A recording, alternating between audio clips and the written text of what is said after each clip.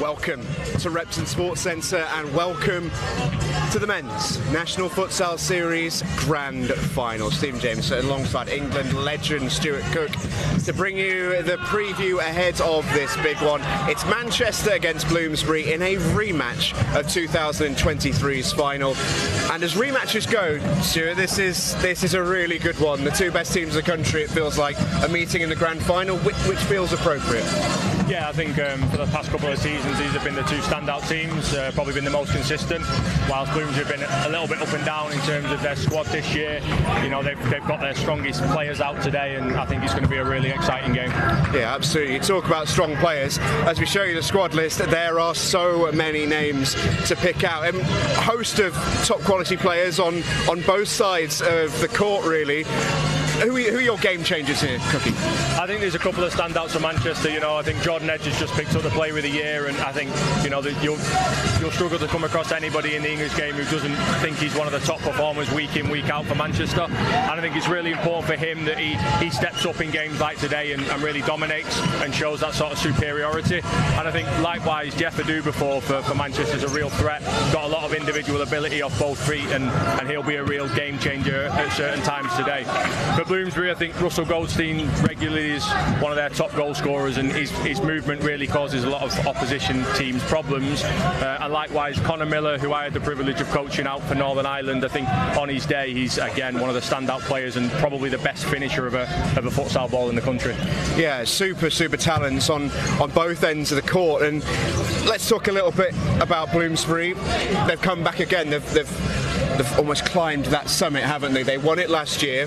They haven't quite been the team that we thought they might be in the regular season, but that's come with a lot of caveats. They've not always had their best squad available, but now they do. I mean, you see it there. Everyone is here who they would want to be here. There's England internationals wherever you look. There's the time feels right for them to do the double, basically.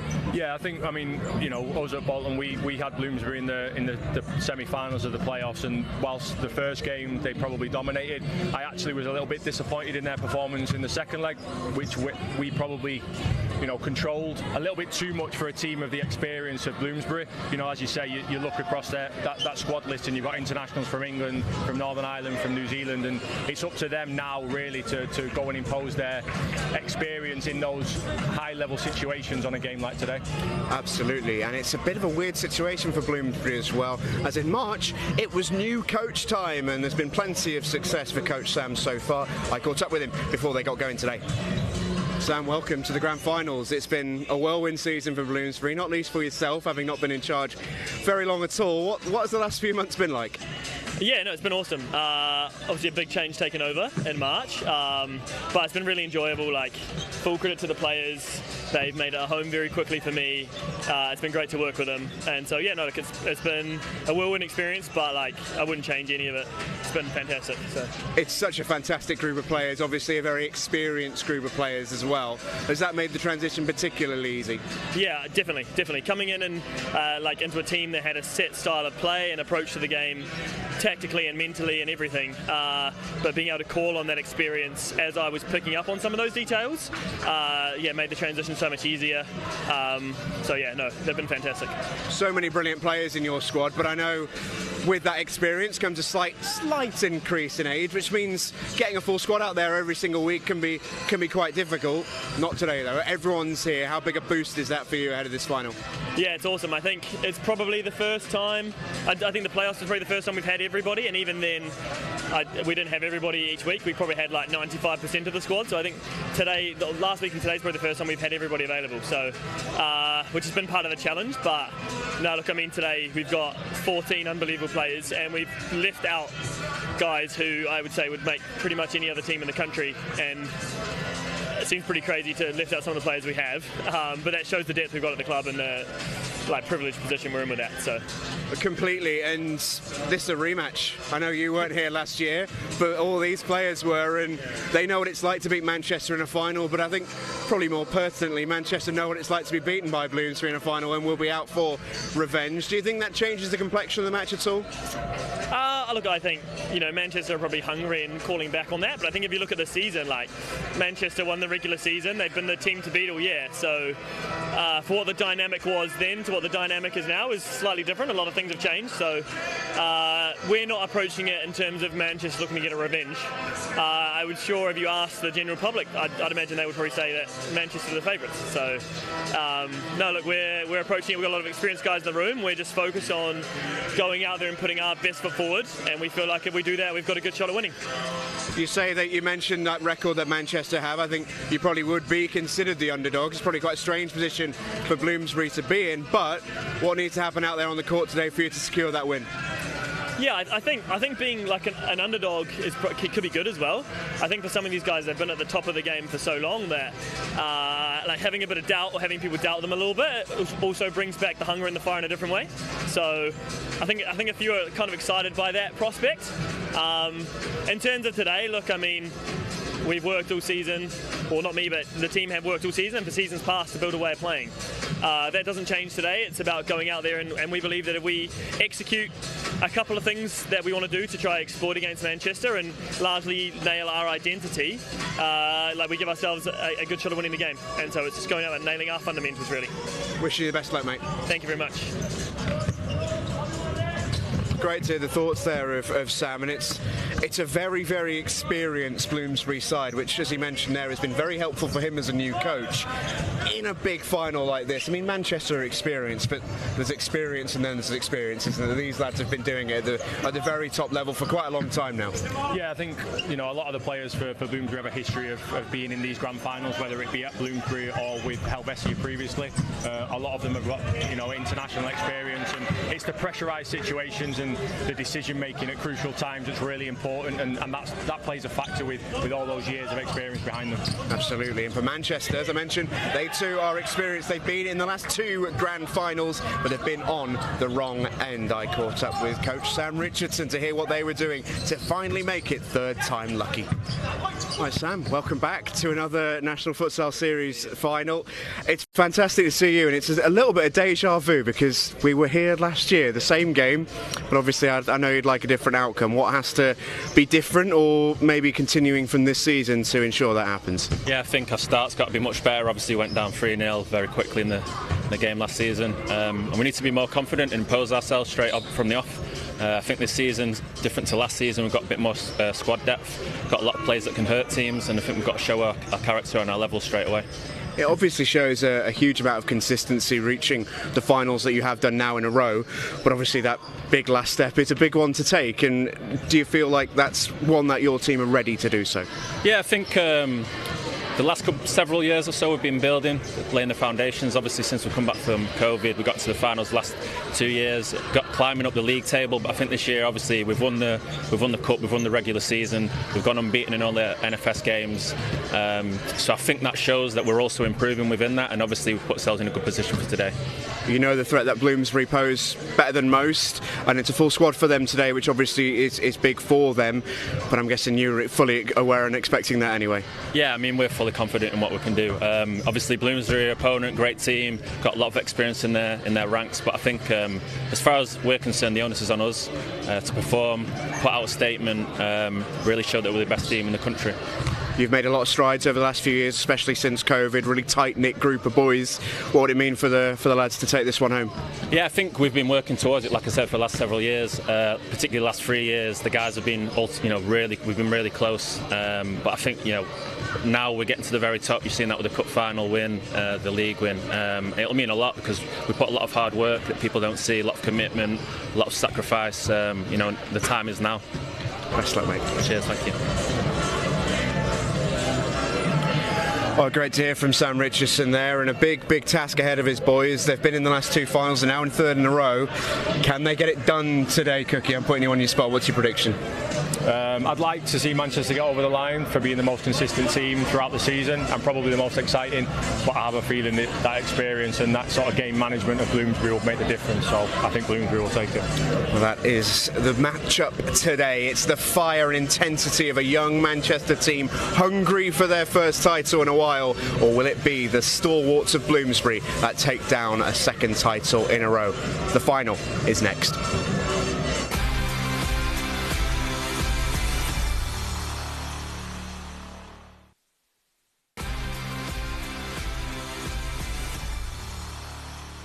Gentlemen, welcome to Rompton School in Derbyshire. The season comes down to this. A whole season, playoffs, and just the grand final remains. Will it be the Mavericks of Manchester or the brilliance of Bloomsbury? The Blooms looking to go back-to-back. Manchester looking to break their hoodoo. It's time to dance. It's time to go to your commentary team. First, futsal royalty in Louis Melville is joined by Isaac Barrington.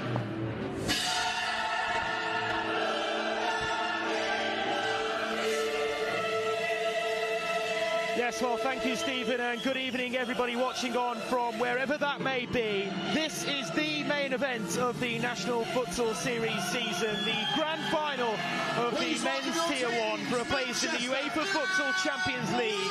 Can Manchester do it for the third time of asking, or will Bloomsbury retain their crown? Well, here come the two teams then, to line up on the court. Bloomsbury in their gold and black, and Manchester in their regular blue strip. Miles Chadwick. I'll run you through the two team lineups then, starting with Manchester. Jake Barnes. And their goalkeeper, Miles Chadwick, here with the starting lineup. Jeff Adu before, Thomas and Isaac, Jordan Edge and Scott Thompson.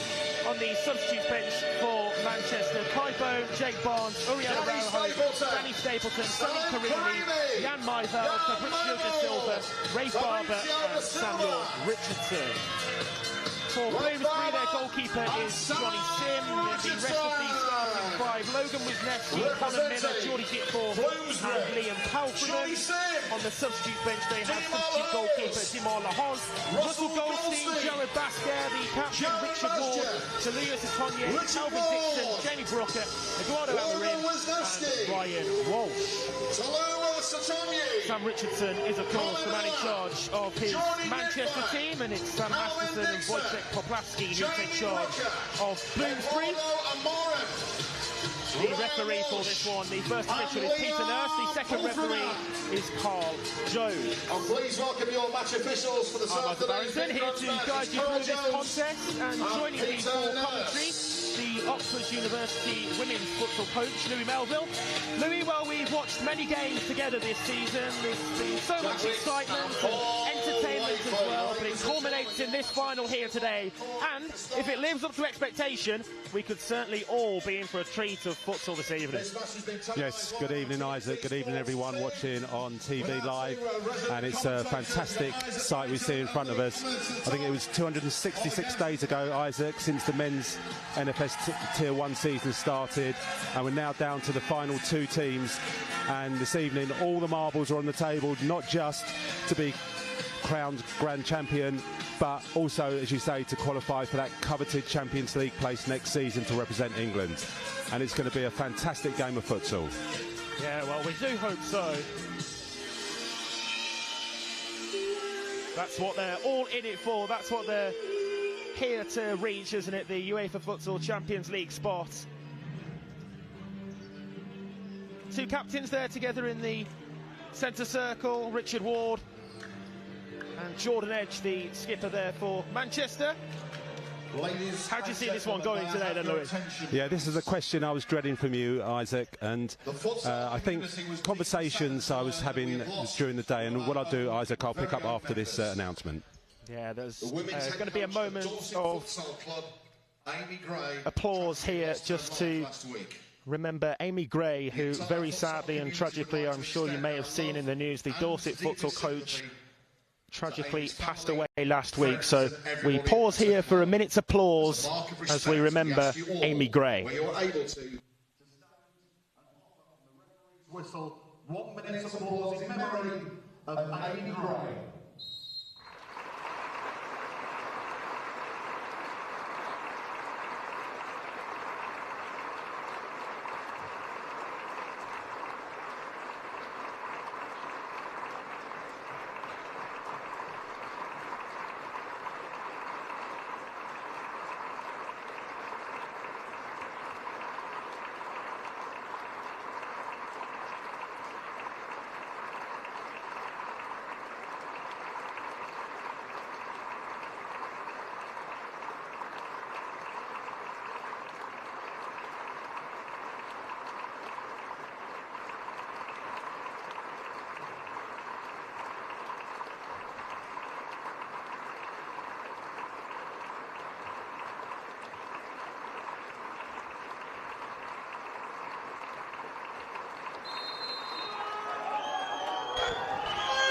Well, the English futsal community all coming together there then to remember Amy Gray after her tragic passing last week. So, Louis, how do you see this one going then? It is very difficult to call, isn't it? Yeah, looking at the Bloomsbury squad, they've come fully loaded today. It's probably their strongest squad that they could possibly get out. Manchester, I think, have been the best team throughout the regular season and the playoffs. So I'm going to have to just fall slightly towards Manchester, but it's really going to be about which team performs best on the day. Manchester definitely will not want a repeat of the start they had last year against Bloomsbury, who just came out of the traps very quickly. Well, we are underway in the grand final of the men's Tier 1 of the National Futsal Series for season 23-24. Can't wait to see which way this one is going to play out and who's favouring which it will. Both teams will be looking to put their best foot forward and set their stall out early on as well. Here's Palfreman in possession at the moment, such a highly experienced and potentially key figure in the Bloomsbury ranks. Forward from Wisniewski up to Connor Miller, and what a season he's had. Here he is again in possession. Bloomsbury starting with the early possession in front of the Manchester defence though, and that's an excellent challenge from Edge, albeit just out of play. Yeah, there's a skillful bit of play there just to try and slide in. He kept the ball in play, but then as he tried to rise from the floor, he just couldn't quite keep it in front of him. Miller, direct from the kick-in. We get our first chance to see how Bloomsbury are going to line up against Manchester as they play out. Up here to Jeff Adubafor centrally. Back to Jordan Edge. What a season he has had as well. The talismanic figure really throughout the season for Manchester, in a season which has included so many star performers across the course of the campaign. Just out of play again there. Wisniewski trying to prevent the kicking but couldn't. Yeah, the game started at a great tempo, and you mentioned Jordan Edge. I think he's got 20 league goals this season. Scott Thompson 18, Adubafor 13. Yes, it's some going, isn't it, for those three? And also when we're looking at Bloomsbury, as you mentioned, Eddie Amarim 17, Russ Goldstein 16, and Connor Miller, as you say, he's had a great season, 15 goals at Northern Ireland International. Kicking taken short there to Jordan Edge, and it's a firm and fierce block by Connor Miller in that Bloomsbury wall. Here's the Adubafor. Edge, but it's misplaced in search of Thompson. The number 7 Manchester player, Jeff Adubafor, that's certainly a player that Bloomsbury will look to neutralise in this game, because if he gets going in this game, that's going to be trouble for Bloomsbury. Given away there to Thompson, another live wire, goes past the first challenge. Scott Thompson denied though by Johnny Sim. The first big chance of this grand final, and Sim equal to Thompson's effort. Cut out centre court by Anajtovic. Here's Thompson again, and it's a really important defensive intervention that time from the backtracking Palfreman. Yeah, you mentioned the save there from Johnny Sim, and I think the goalkeeping's going to have to be at that level today to keep both teams out.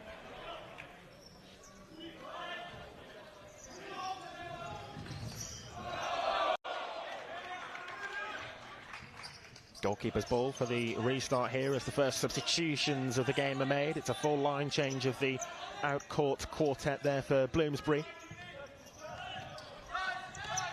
Goldstein up to Connor Miller, brings it well under his spell. Walsh to Amarim.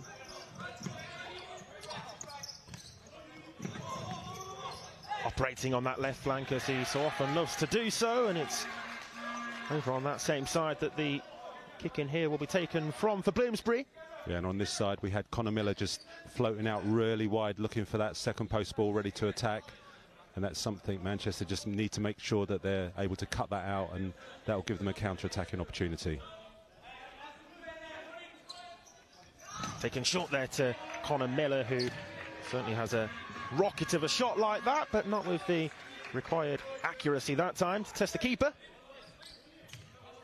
And that allows them to change Connor Miller to bring Richard Ward on. Yeah, the skipper onto court there, Richard Ward, the man who will be hoping he'll be lifting that trophy later. As to, of course, Jordan Edge, the Manchester captain. As you say, though, Lou, it started well. It's at a good tempo, and we didn't expect anything less. Goldstein to Ryan Walsh.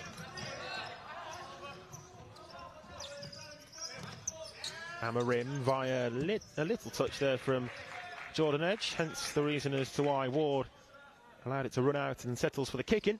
Yeah, I think he had a chance there, Richard Ward, to just have a look at what the position was in front of him, and he felt it was just better to, as you say, let that ball run out and allow Bloomsbury to reset with Russ Goldstein here.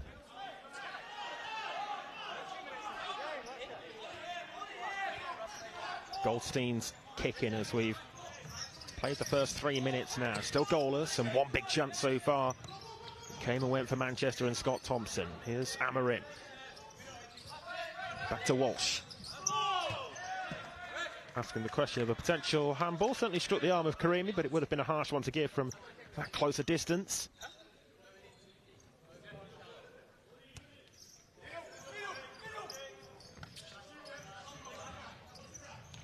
Amarim down the line. Good challenge, though, sliding in there from Jeff Adubafor. And what's better for Manchester, the last touch came back off Amarim as well.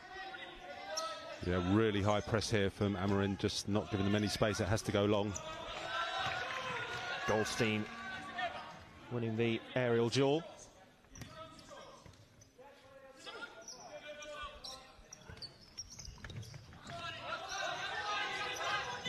Edge back to Miles Chadwick, who's been given the nod in goal from the start today, ahead of the substitute keeper Kai Bone. Forward from Edge to find Adubafor, but again just running out of courtroom over on the far side. Yeah, I just think he started his turn slightly early there, Adubafor. The ball, it was a great ball in from Edge, but I just think he just went a little bit early and he just couldn't bring it under control.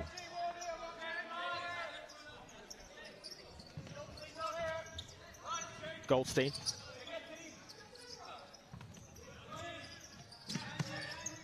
Amarim assessing his options, choosing Walsh, and forward to Ward. Good tackle though from Jordan Edge, and it's a firm challenge as well from Ward. Just look at that.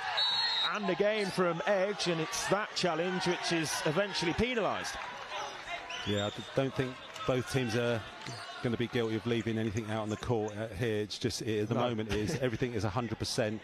And I think this is how both teams have to start. You start at 99% in this game, and you're going to find yourself a couple of goals down.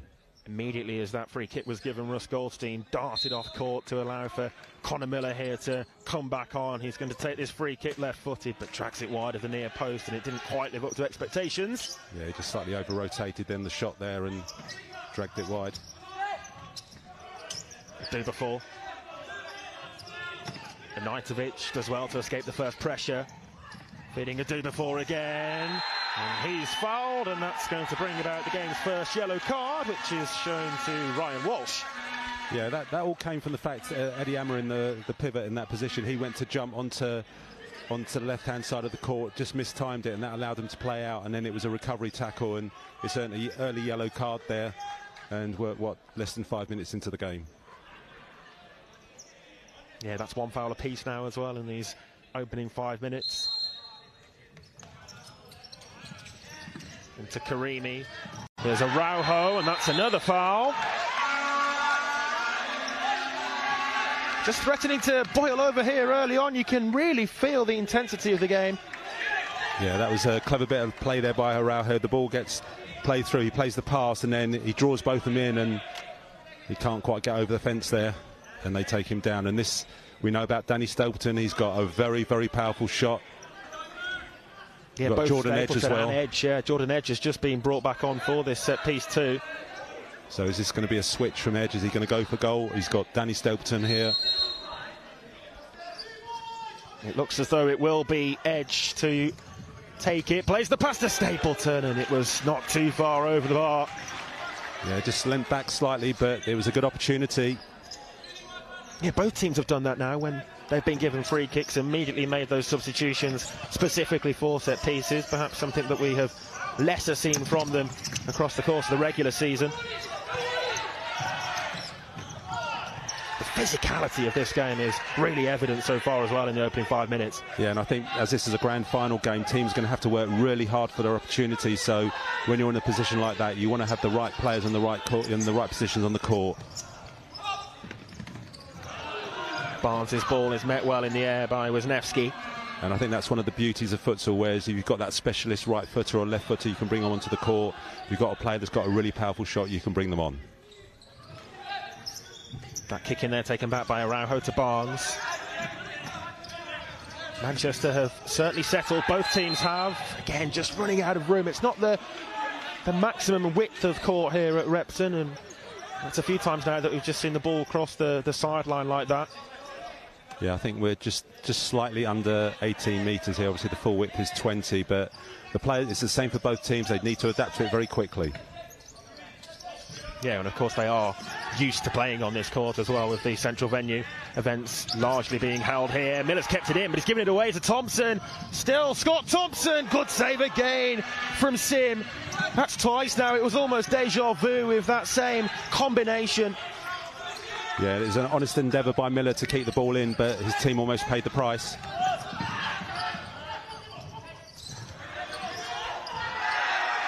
No foul against Araujo, didn't look much of one, and Miller tried to launch the counter-attack with the use of Geordie Ditfor. It ends up back with Chadwick.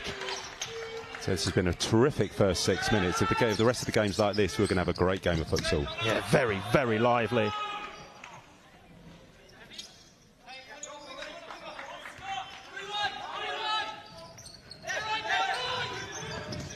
Araujo met well in the air by Miller. Halferman got his toe to it as well. Miller likewise to come away with possession, did well to swivel away with the ball from that. Wisniewski returning it back to Connor Miller again, and it's Bloomsbury possession at the moment. Still the ball speed and tempo of the game remains high though. Ditfor. Wisniewski. Space over on the far side for Palfreman. Turned down the offer of a 1v1 though, and Anajtovic gets to this. Thomas Anajtovic! Again, another really important save from Sim. Wow, well that's 3 big chances one-on-one that Manchester have had now in front of Sim's goal. Yeah, I thought Anajtovic, I think he thought he could just slot that through Sim's legs, but Sim just managed to get down to close that gap and smother that opportunity. Miller from the set piece. Blocked away though quickly. I think one of the benefits both teams have had this year is that there's been a week between the Cup Finals weekend, unlike last year where they had to play back-to-back.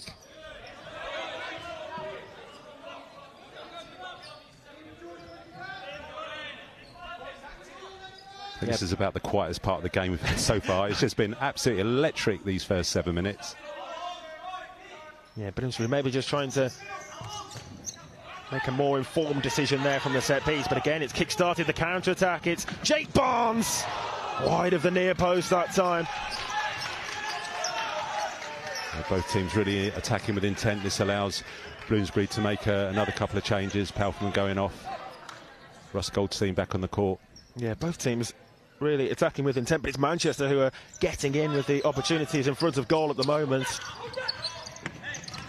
Bloomsbury very much less so in front of Miles Chadwick's goal to the right of the picture, and again it's 3v2 here for Manchester. Advantage being played. Araujo, excellent stop from Sim again.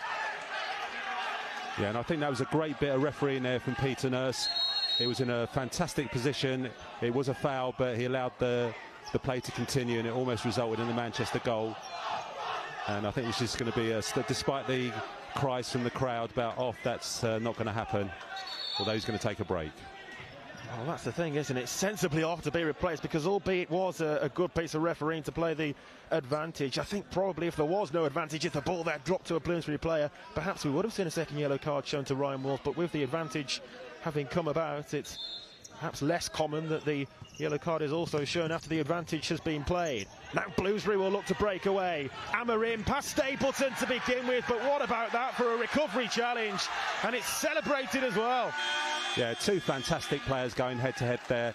Amorim just trying to get the shot off, but Danny Stapleton with a fantastic recovery tackle, clean tackle, and that allows a timeout, and I think we all need that at the moment, Isaac, to be honest. Yeah, well, it's Bloomsbury who have handed their timeout card in here, with the coaching team of Sam Masterson and Wojciech Popławski opting to do so at this stage of the first half. But wow, well, Louis, how do you sum up what you've seen so far? Because it's really been such an energetic, lightning-fast start to this game. Well, we spoke last night in one of the games about the chaos, but I think this is what we'll call organised chaos. Both teams are really well organised. They're attacking with intent and purpose, getting players forward. I think literally every attack has ended with it being finished. There's not been a chance to then counter-attack. So we're seeing a really high-quality start to this game, and hopefully they can keep this up. And it's just going to be interesting to see what Bloomsbury are trying to get out this timeout. They maybe just need a slight reset, or just look at a couple of things that aren't going according to their game plan. But so far, this has been a very, very good start to this final.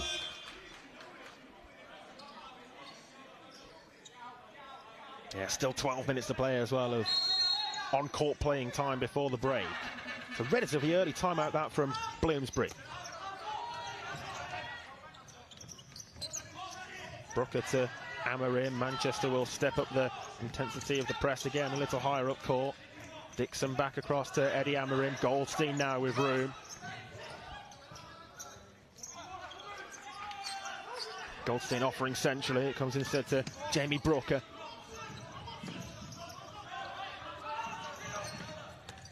Up into the feet of Calvin Dixon as the pivot, a role which he has had to adapt to in the Bloomsbury team, but he's taken to it. Thompson winning the ball back. He's got Stapleton to his left, but Dixon cut out that particular pass. Yeah, that was really well read there by Scott Thompson. Eddie Amarim, really tricky player, but here we go. Yeah, I thought for a split second there that Calvin Dixon was about to produce a magical piece of skill to get away and maybe get a shooting chance away at goal as well. You know, as much as we're admiring all the attacking play, what's going to really win this game is the out of possession and what the teams do and how they recover quickly. Brooker.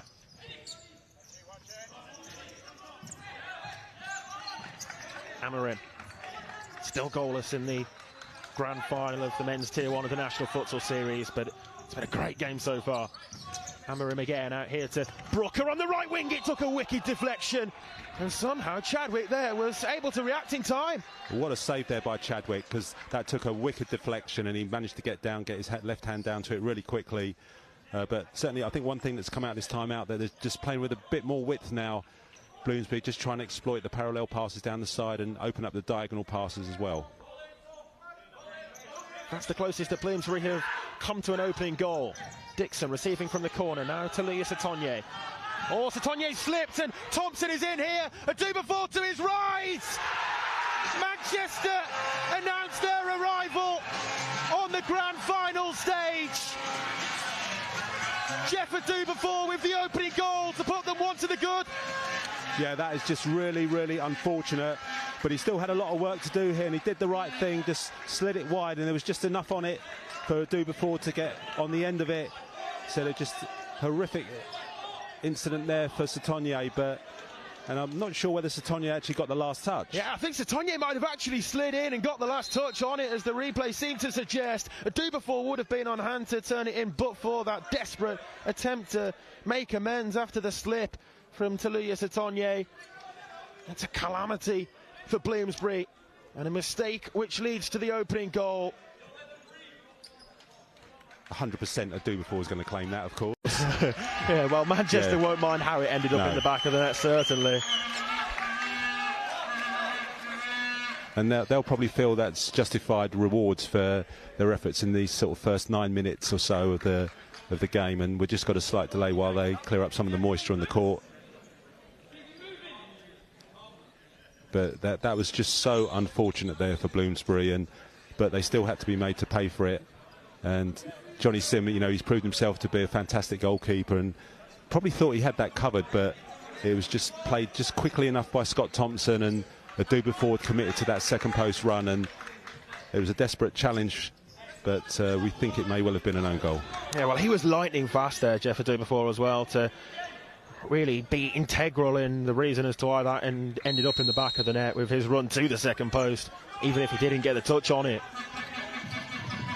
Manchester then lead by a goal to nil in the grand final.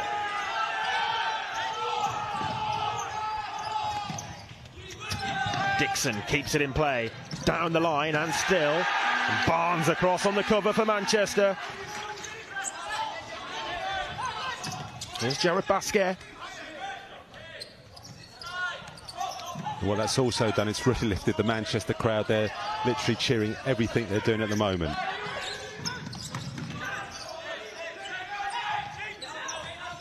Basquet again onto court for the first time, up there to Dixon. Brooker.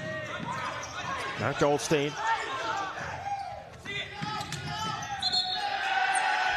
Out of play for the Manchester kick-in as we pass by the midway point of this first half. Yeah, I think Jamie Brooker wanted that pass placed a little bit quicker, but Russ Goldstein just took an extra touch and the opportunity went.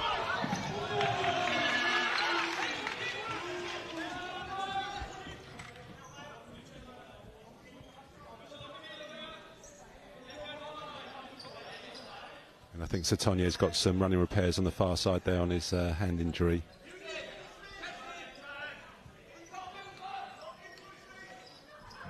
Kick in there, taken short to Anajtovic, and it was flicked goal bound by Salim Karimi there for Manchester. Basquet to Brooker. Yeah, we can definitely see there they're trying to really stretch the width of this court and just try and pull them out of shape and create a passing line. Set back neatly there, lofted as well by Dixon. Now Goldstein. Up forward on the parallel pass to Jared Basquet. No foul, and I don't think he was even appealing for one himself. No, he just tried to decelerate really quickly. I think he just caught his heel on the court and just slipped slightly, but he did recover quickly. Brooker will strike that, but it swerves away well off target. Not at all troublesome for Chadwick. No, he just cut across that. Chadwick throwing it long all the way to Barnes. Well, it was route one, but it was very nearly the route to a second Manchester goal there. Yeah, it was just the quality of the delivery from Miles Chadwick, and again, Jake Barnes committed. He's a real athlete, and as we see, it wasn't far off the money there. So close. Dixon robbed of possession by Barnes. Not quite on the same page then, though, as Captain Edge.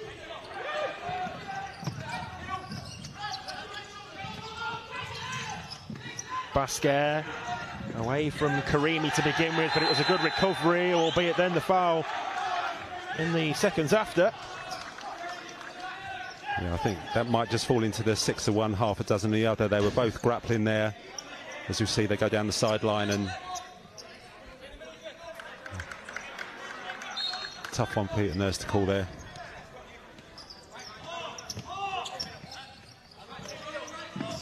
Here's Amarin.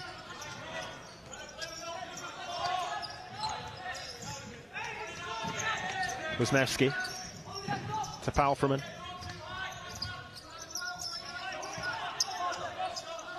Only really in that defensive quarter of the court that Bloomsbury are able to have very much time on the ball at all, because the Manchester press elsewhere on the court is of the highest intensity. Long ball through for Wisniewski, and Chadwick sees it behind. Yeah, I'm not sure if Chadwick is just trying to engage that contact, but I think he's certainly just putting some doubt in referee Carl Jones' mind that maybe that was a foul. Anajtovic. The referee does blow the whistle for the foul that time. Free kick given for the push there on a do before. Yeah, that was on it just right in front of us here, Isaac, and we saw that. It was just a little sneaky, just pushing the back there, hoping the referee didn't see it, and it was a clear foul by Wisniewski. And with 7:50 to go, that puts Bloomsbury on 4 fouls, so they're starting to get into danger territory here. Yeah, certainly a factor that they need to be increasingly wary of, and certainly if it reaches 5. Chadwick picks out Thompson, back here for a do before. Well blocked though, a do before. May have another effort. Played the pass instead to Thompson. And Amarin with an absolutely critical interception there, because a do before was waiting in the middle there about 4 metres out and was going to slot that home. Great little run in there by Adu before to try and make himself open. Anajtovic happy to send it all the way back to Chadwick.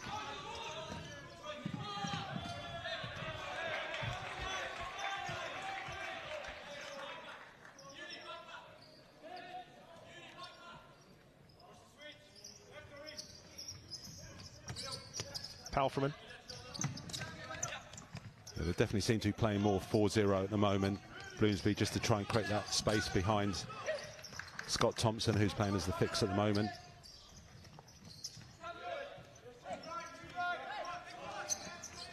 Here's Wisniewski.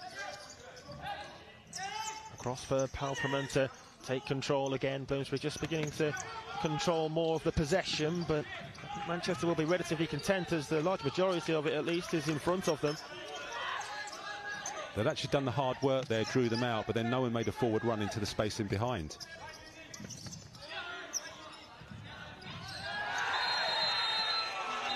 Foul against Anajtovic, and the yellow card is also brandished there to Thomas Anajtovic. Yeah, I think we've got to put that in the... it's just an untidy foul. He didn't really need to make that challenge. The player was facing his own goal, and it's a cheap yellow card, and he's put himself under a little bit of pressure now for the rest of the game. Yeah, so he joins Ryan Walsh in the referee's notebook in that regard.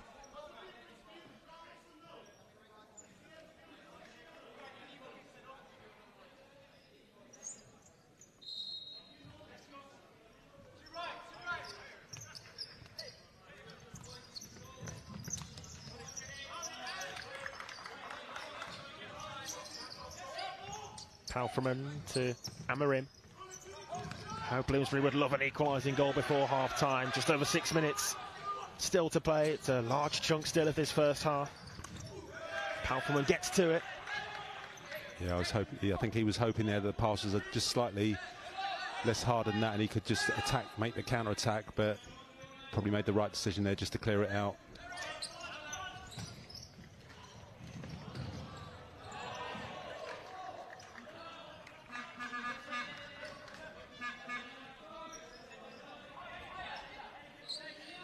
It looks like Bloomsbury looking to ring the changes again.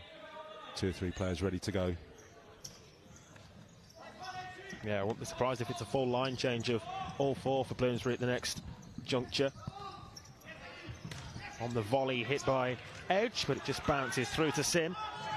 He then throws it long, looking for Amarim in behind Edge. Drops back to Ditfort, and Thompson makes a good recovery. Again, still in the 4-0.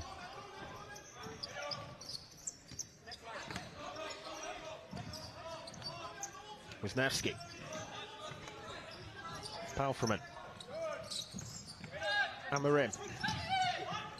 The space over on the far side, but Ditfort never received the pass. Adu before, good challenge then, and the interception.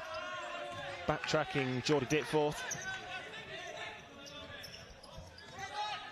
Yeah, I think so far out, this is their 4th encounter this season. This has been by far the best game.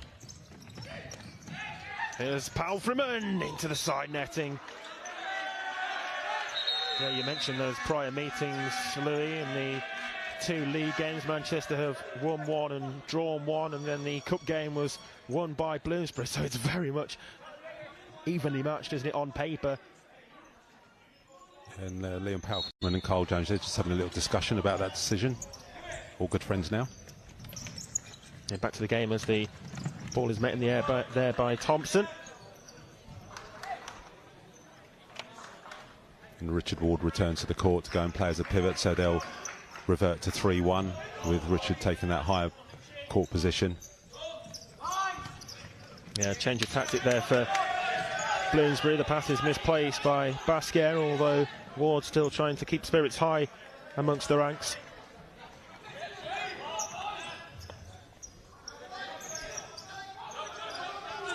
Edge.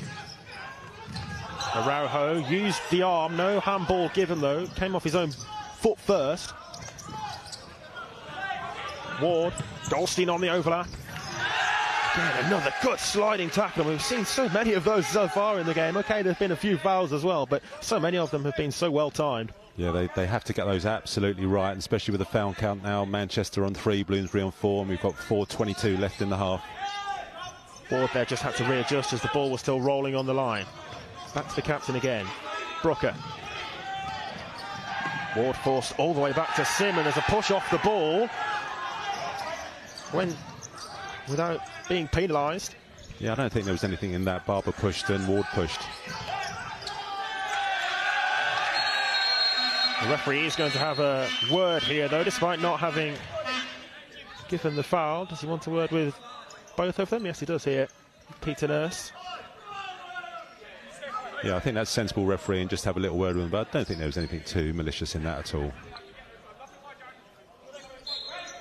Highly experienced match official Peter Nurse, particularly after his European adventures as well. Yeah, Manchester just went with a press breaker there, a little gyro where they just turn in positions and one player goes high, but just went out of play.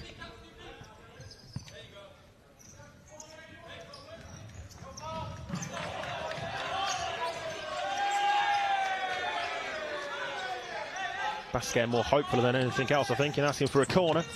Barber back to Edge. No route past Goldstein, though, although it is Manchester's kicking.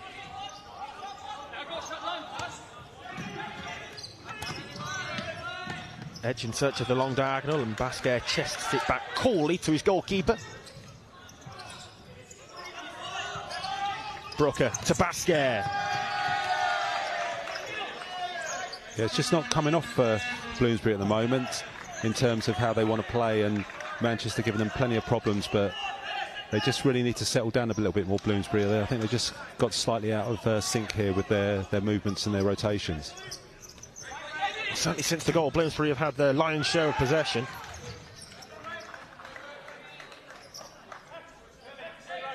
I think just at the key moments, the quality of the pass isn't there, or we saw that misplaced pass into Richard Ward, which ran out. I think just when we get into this final third now, the pass appreciation just has to be a little bit better.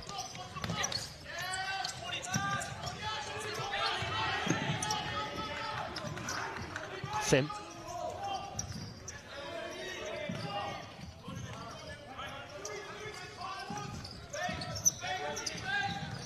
Basquet into Ward, and they've done well to escape the pressure that time. Here's Goldstein up to Ward again, but he just left the ball behind. And that's going to be Bloomsbury's 5th foul as well there.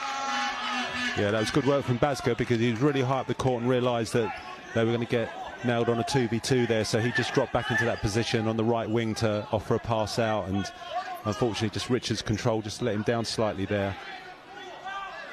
I just wonder whether it is the 5th foul. They've just indicated 4-4 to begin with. They have now changed that around with the help of the 3rd official. Good work there from Paul Waitley, just to help out the timekeeper on the desk there, Jack Wicks, and we get to the correct decision in the end. So 5 fouls against Bloomsbury with 2 minutes and 37 seconds left of this first period.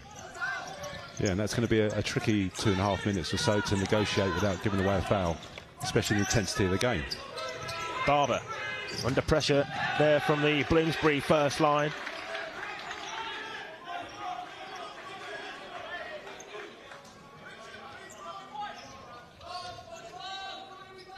Short from Chadwick to Edge.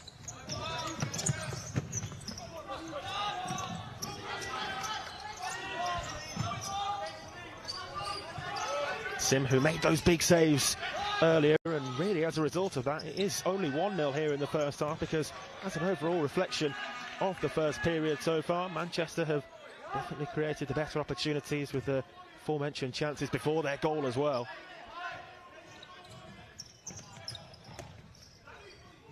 Edge on the long diagonal ball, but it's too high there for the rising Stapleton. Yeah, they are quite fluid, Manchester, in the way they're set up. On that last kick in, it was very much playing the 3 across the court, and Danny Stapleton played as a false or wide pivot there to try and create that space.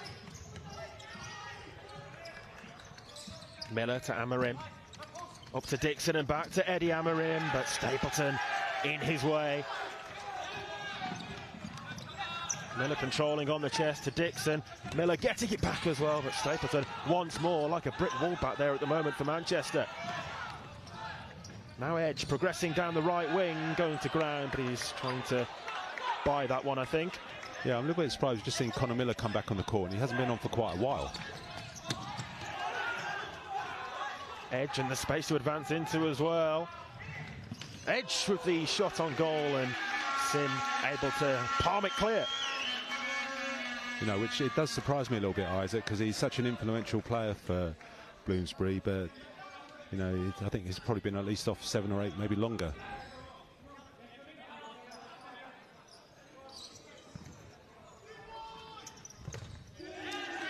Stapleton sees that blocked by Amarim.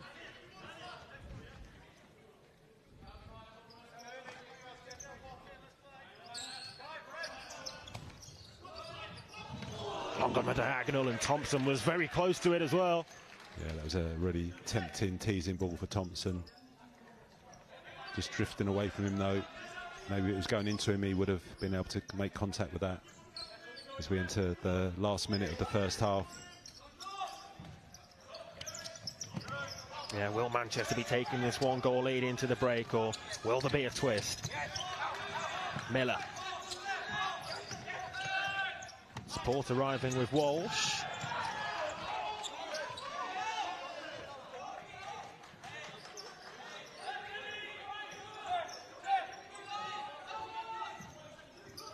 I think as well one of the most pleasing factors for Manchester so far in this half, as well as their evident attacking play, will be the limited number and quality of opportunities that Bloomsbury have been restricted to. Yeah, we spoke about out of possession, and Manchester have been very good at that in this first 20 minutes or so. Miller to Walsh, up to Dixon, steps inside with a little bit of help from Walsh to open up a bit more room as well. Miller back to Amarim. They've got to be quick though here, 15 seconds left of the half. Jurovic calling the orders from the sideline. Miller away from the first challenge, but not the second of Uriel Araujo. And they'll definitely want to take a lot of care on this set-piece restart. This is definitely in their territory, in their range.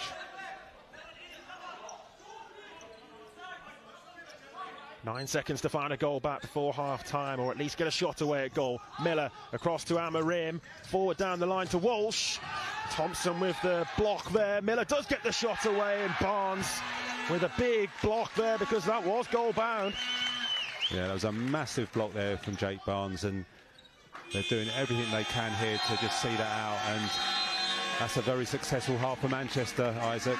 Certainly is. Manchester leading by 1-0 after an enthralling first 20 minutes. Really highly entertaining here at the Repton Sports Centre, but it's Manchester who will certainly be the happier of the two teams, given their slender but still an advantage going into the break. There's the half-time score at the midway point. It's Manchester who lead Bloomsbury by 1-0.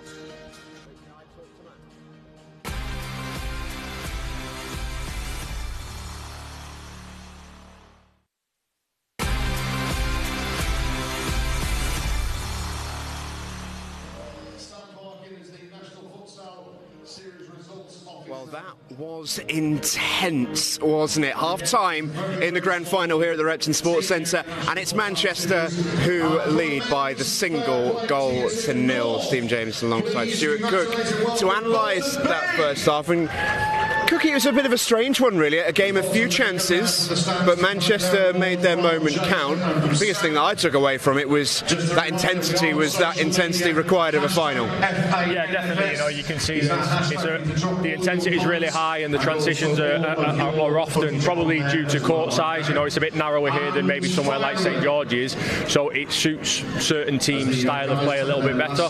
You know, so whilst Bloomsbury are being really aggressive without the ball, sometimes that leads to Manchester playing direct a little bit quicker, and I think early on you saw them get chances from that direct ball. I think Bloomsbury have grown into the game really well, but they'll probably be disappointed they've not tested the goalkeeper a little bit more. Yeah, and the goal, of course, was the key moment in that first half. We'll take a look at it now. It was a really unfortunate moment, of course, for Tolu Sotonye, who's been such a key cog of this Bloomsbury squad, but this can happen.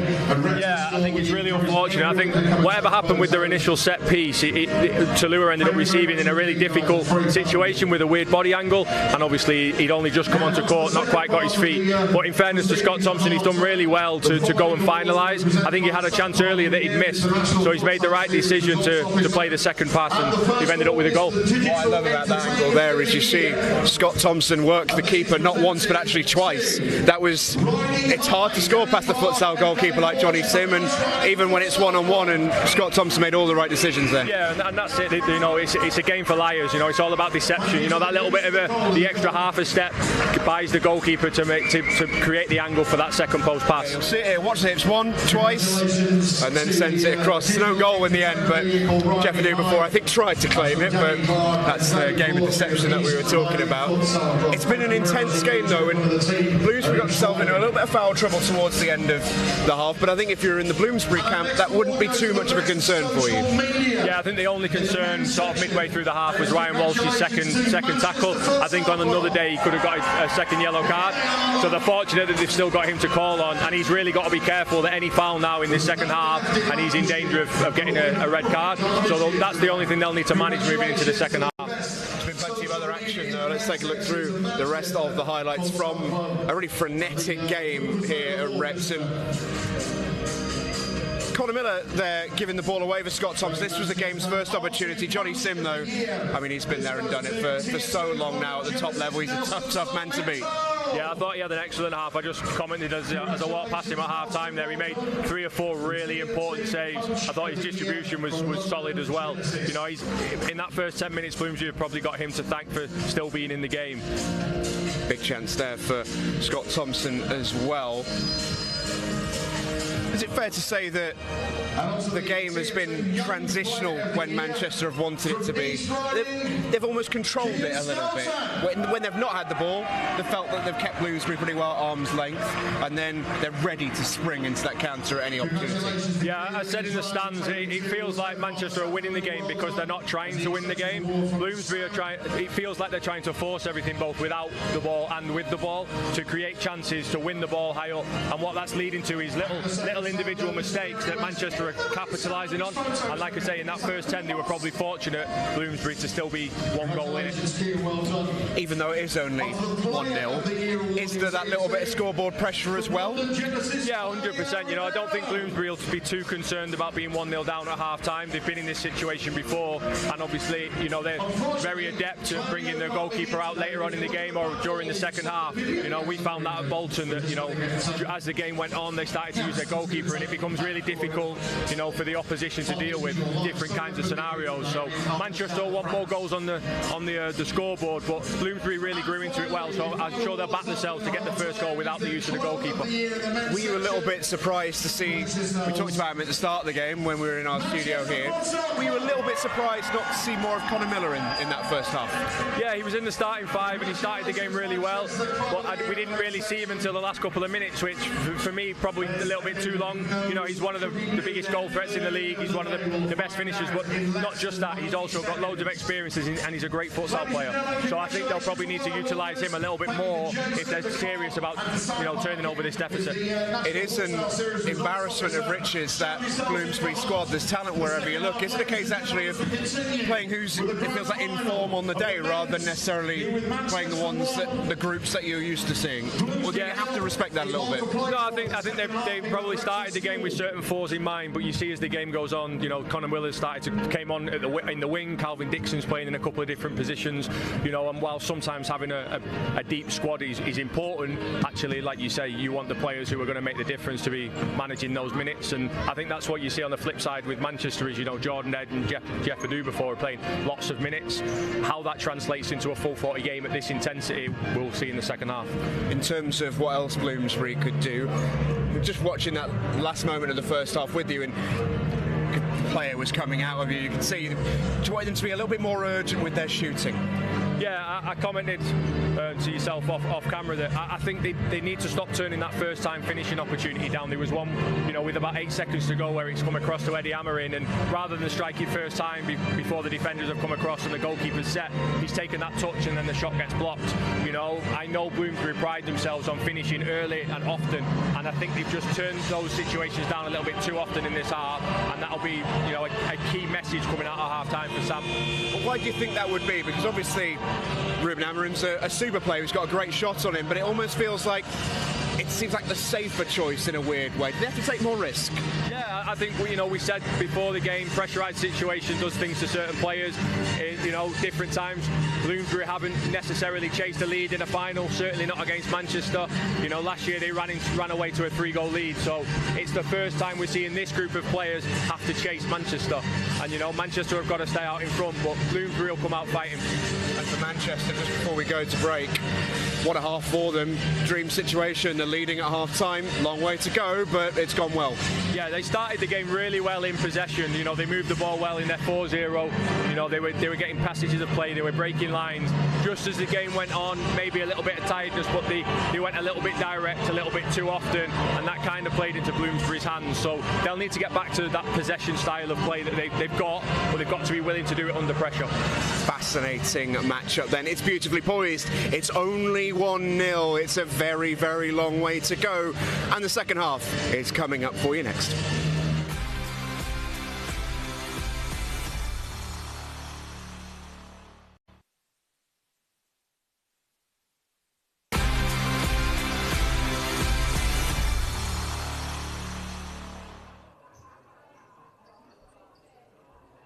Welcome back then to the Repton Sports Centre in Derby for the second half of the Men's Tier 1 Grand Final for the National Futsal Series season.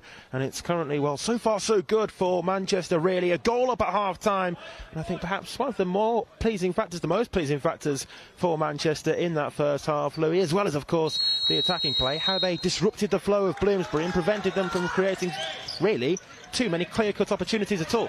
Yeah, I think Bloomsbury had definitely a better possession towards the end of that second half, but out of possession, Manchester have been really good. As you said, they've really limited the opportunities to get that ball into the last 10 metres. Well, we are back underway then here at the start of the second period. Bloomsbury now playing from right to left. Manchester will be hoping that it's all down to the right of the picture. There's an early shooting chance in the second half there for Ryan Walsh, and appeals for handball. Referee disinterested in any claims. Yeah, I think that may have just because it flicked off his foot as the shot came in.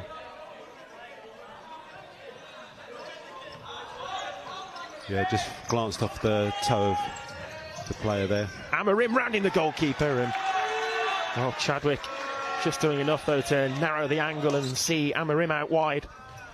I think one of the other aspects of Manchester's play has been that they've really limited those 1v1 opportunities in the really dangerous areas that we know that players like Amorim and Miller and Ward want to operate in.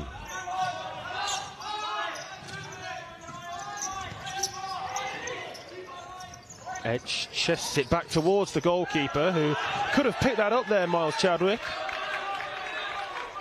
Didn't want to take any risk at all, but there wasn't really any attached to just collecting the ball instead of smashing it clear. Yeah, they opted to go Scott Thompson really high down a 3-1, and it just didn't quite work out for them. Into Goldstein, who was lurking in front of goal, as he so often does pop up in those sorts of areas.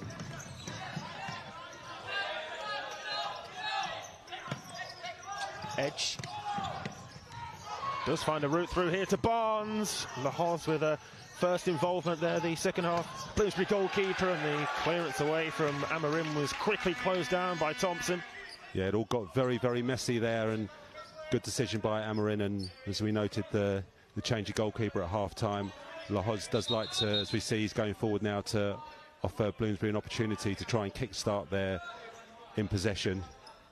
Yeah, that will have been pre-planned beforehand for Bloomsbury to change the goalkeeper at half-time, because Sim was excellent in that first half with the string of saves he made to, at the time, keep the score to 0-0. Yeah, I think we need to make that clear. That's not a performance issue there. It's just the change of tactics for Bloomsbury.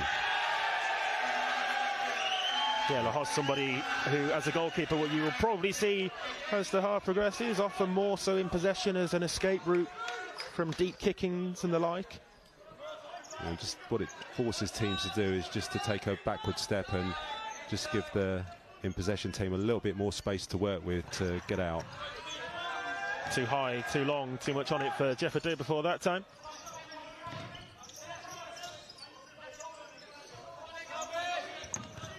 Still just the one goal separating the two teams. The own goal from Taluya Satonye after his initial slip. Here's Barnes. Bloomsbury ball. Yeah, it was good recovery work there from Bloomsbury, Russ Goldstein and Eddie Amorim working well together to try and cut that off for Jake Barnes and eventually force him out of possession. Yeah, and as you can see there, they've really dropped back here, Manchester. Yeah, even if Lahoz doesn't get the ball, it just allows for his Bloomsbury out-court teammates to bring it forward and meet the Manchester defence without any level of press.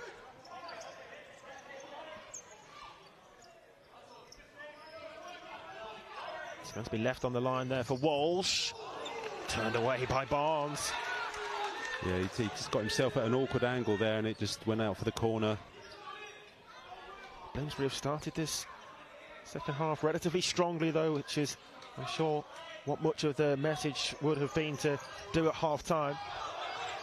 Manchester will look to counter-attack now though on the positive transition forwards. Dixon disrupting the flow of that counter-attack. Yeah, it was a really intelligent interception there from Calvin Dixon. Barnes to edge. Long diagonal to find Thompson. Past Walsh, but only through to Lahoz. Yeah, Lahoz read that really well. Scott Thompson just trying to lift it, but he just ran out of court there. Goldstein. Russell Goldstein misplaces that pass, much to the delight of the Manchester following and support behind him. Yeah, they're definitely letting him know about that one.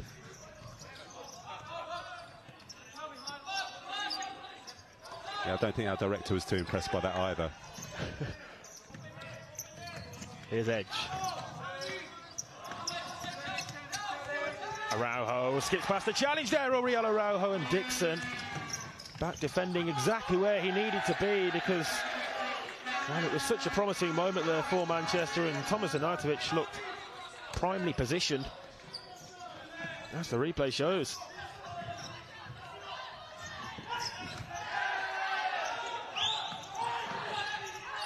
Lahoz somewhat furious with his teammates there that there wasn't an obvious option to get the game going quickly again and not at all lower the tempo. Yeah. Amorim on the diagonal here to Dixon. Turns away from Thompson, but then the defender did well. Yeah, and I think part of that was because Edge was on the floor off the court and they really wanted to kick-start that counter-attack and they would have been in a 4v3 very easily, but Manchester just didn't react. Corner for Bloomsbury, across to Calvin Dixon, well closed down though by Araujo, loops up and out of play again for another corner, this time from the left side for Bloomsbury. Well, the good news is this game has started exactly the same in the second half as the first half, so I don't think there's going to be any let up Dixon here. With the effort on goal there, and it forces a sublime stop from Miles Chadwick. Excellent save from the Manchester goalkeeper. Yeah, Chadwick hasn't had a lot to do, but what he has done has been high quality. That's a terrific save, it's a really strong hand there. Into a central zone, and Chadwick with a more simple intervention.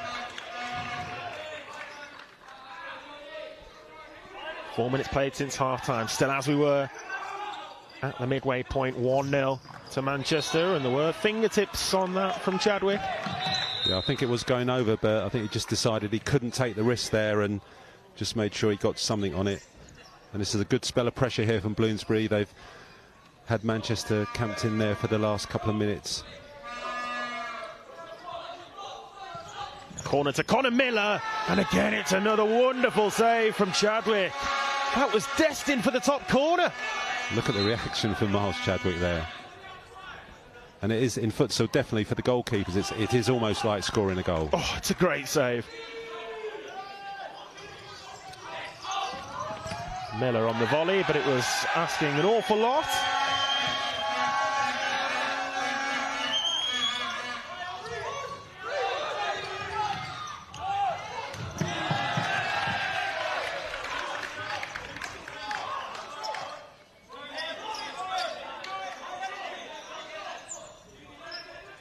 Conor Miller really high up court here, right up by Miles Chadwick, the Manchester goalkeeper, as Anaitovic looks to screen that pass off, just wayward of camera shot at the moment.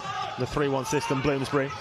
Up towards Miller there, but it's cut out before reaching him by Anaitovic.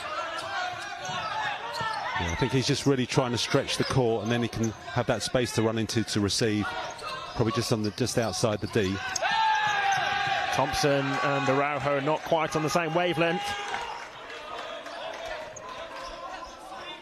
Ditfort's kick in for Bloomsbury across to Wisniewski. Palfreman back to Ditfort. Good tackle though from Karimi. Still going as well after a step over in there also. Anaitovic happy to play back to Thompson and runs all the way through, and Thompson is off to be replaced after that as well. I think he was just trying to find Araujo there, but it was just a little bit too much juice on that one. Ditfort. And again to Wisniewski.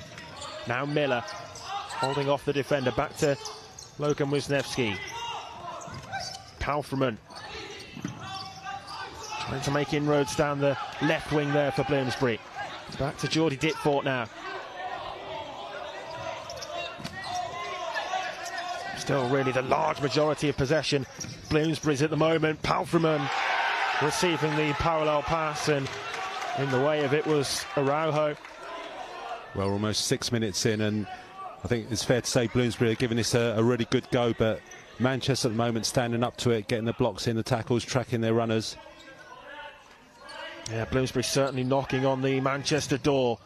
Wisniewski's effort blocked. Miller might pull the trigger as well, and did. It's another really firm and fierce block from Araujo. Yeah, they're definitely standing up to it at the moment. Feels as though something may be brewing though for Bloomsbury.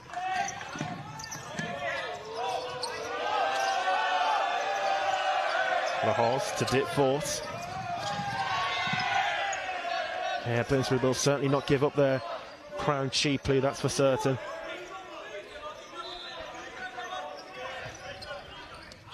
Wisniewski. Back to Liam Palfreman, and Anaitovic has done incredibly well there though. He's come on leaps and bounds this season as well. Thomas Anaitovic, the foul given for the challenge on Jake Barnes, who just looks to get the crowd a little more involved, and for his team to feed off that. Yeah, I think he just went to just cut back inside, and he just got clipped on his hip as he went through there, as we see, and that was enough contact for the ref to give that one. Cole Jones on our side. Yeah, the first foul of the second half there goes against Bloomsbury. They reached 5 fouls, of course, in the first half, but no 10-metre penalties. Manchester working so hard at the moment out of possession. As soon as Lahoz had that ball there, they would drop in and cutting off those early options to get it into the wingers. Wisniewski. Miller back to Palfreman. As you say, Louis, so tough this for Manchester out of possession. They're working so hard off the ball. Forward from Miller to Ditfort. And back inside to Conor Miller. Karimi will take over. Miller somehow comes away with possession, and Barnes smashes it against him.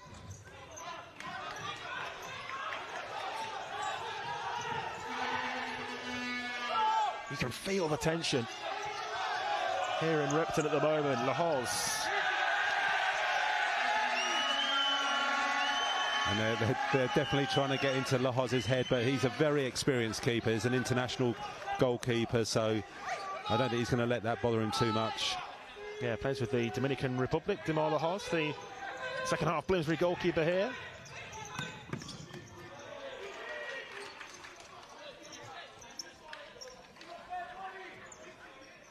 Jeff did before there, perhaps sensibly just slowing the game down a little bit before taking that kick-in restart.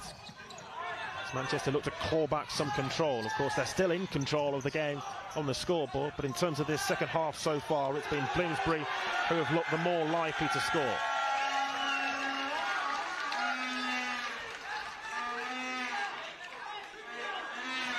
Yeah, I just think the Bloomsbury bench, they've got this at least for another 12 minutes of the game with the Manchester crowd behind them.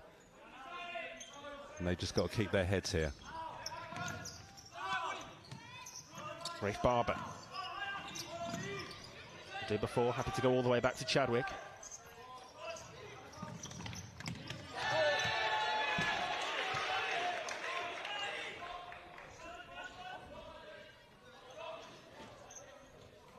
Just gives up opportunity for Bloomsbury to make their changes and not in a hurry, and I think Carl Jones will want them to get on with the game. Yeah, well, 3 changes there for Bloomsbury.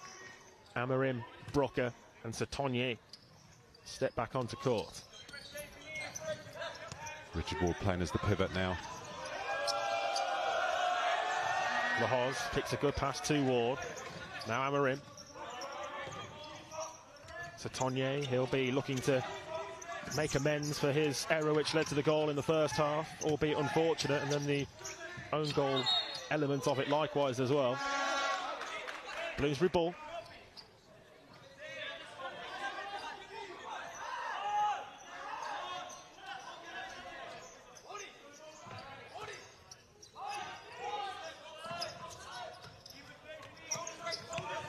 Eddie Amarim actually inadvertently came off to Satonye, finds a route through to Brooker.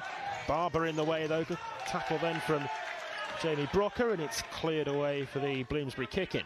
Yeah, Jordan just apologising to Miles Chadwick because he was just behind him, but Chadwick said that's fine, just do the normal thing, get rid of it in that situation, don't take a gamble.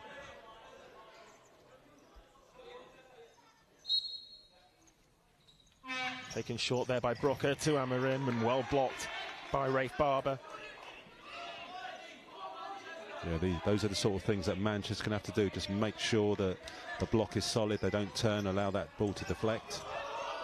Lahoz will go for goal, and it took a deflection as well, and Chadwick again able to react in time. What a save. I mean, also what a strike from Lahoz. He's really caught that, but the deflection you see here just makes full contact. It's a great save.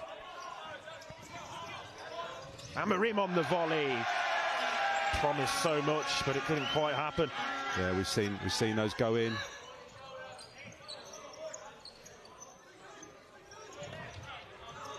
Long from edge, Lahoz at the top of his jump. Managed to get a hand to it. Jan Maivald is on for the first time here in today's Grand Final for Manchester. Yeah, he's really made to work for that save. That was an awkward height for the ball. Not the first involvement really there that Maivald would have wanted.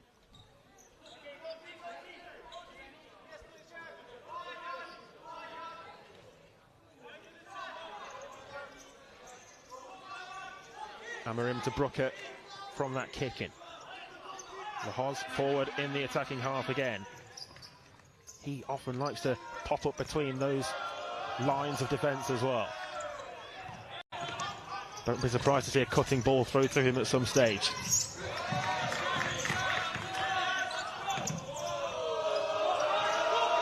Lahoz back to Brooker. As well to move away from Thompson. Satonye against Maivald and out.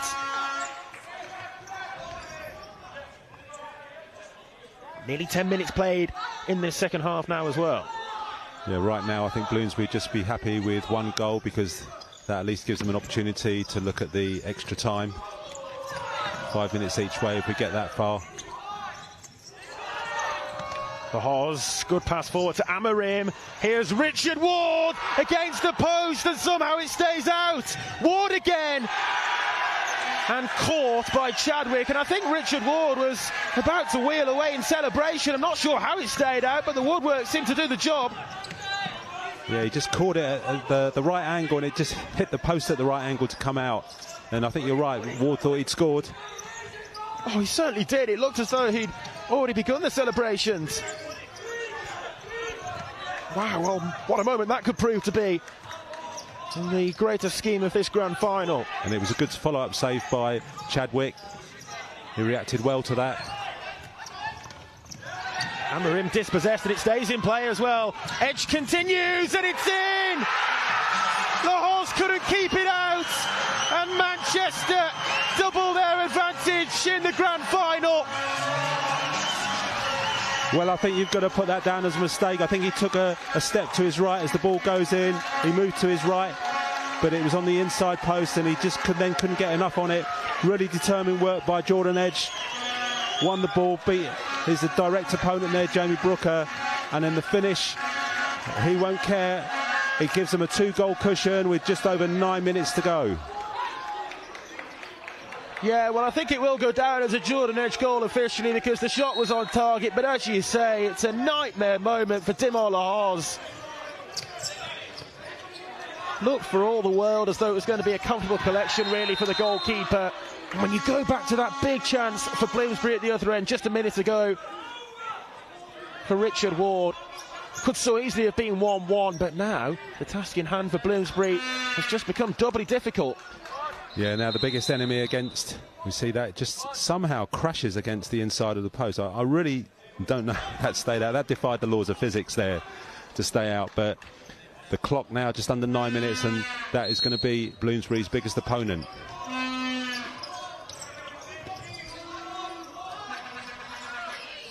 Yeah, somewhat against the run of play, that goal for Manchester, but they will not mind at all about that.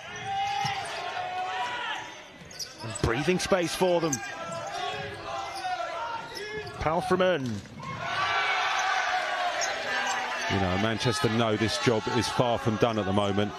One Bloomsbury goal can change this game. Araujo still going. It was a lovely ball through as well. Nobody there, though, in blue. Yeah, he's just asking Karimi, why weren't you there? Another fantastic driving run down the right-hand wing, but no one there on the second post. Basquet with just over 8 minutes left to play in this grand final. As you say, though, a lot can happen in that time. Here's Ryan Walsh to Basquet, and it's another stop for Miles Chadwick. He has been on top form today. Yeah, I think when we're starting to consider players of the match, Miles Chadwick is going to be in the reckoning, I think. Miller from the corner. Out again for another.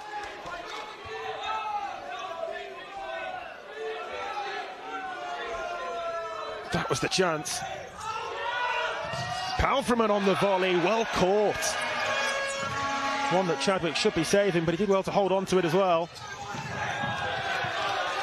But I think those sort of saves, they also bring the crowd into it because that gives them another opportunity to really get behind the team. And it seems at the moment the Manchester team are really feeding off their crowd's energy as well. Lahoz turned down the offer of driving forward down the line. There was space and no pressure on him to do that if he wanted to. Still with a pocket of room here, Timo Lahoz does play it forward with a pass down the line that time. And the chance is there for Jared Basquet, but it's a sliding block from Salim Karimi. Basquet stayed down in the penalty area, but it will just be the corner and nothing more. Excellent block from Karimi. Yeah, that was full-blooded from both players. They went for it. They just slid across the box there. And I'm not sure actually how much he got on the ball, but he definitely got something and definitely got some of the player. But I think Peter Nurse was happy with that challenge. Well, yeah, when you see it back on the replay, perhaps there were questions to be asked as to whether that one should have been awarded as a spot kick, but it wasn't, and it will be the corner, like I say. Yeah, I think we should make the point. Peter Nurse is obviously one of our top officials, a FIFA official, refereed in Champions League. Miller's volley was powerful enough, not quite accurate enough though. Araujo through the legs of Miller. Palfreman picks up possession. Now Walsh back to Palfreman. Basquet.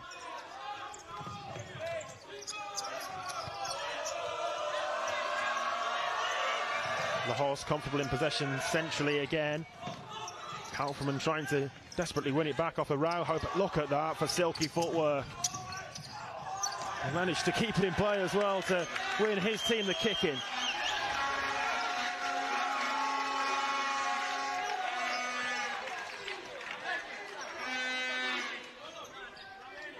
Some friendly chat there between those two, keeping each other honest.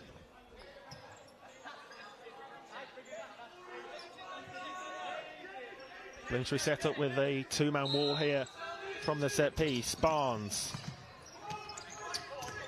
Araujo all the way back to Chadwick.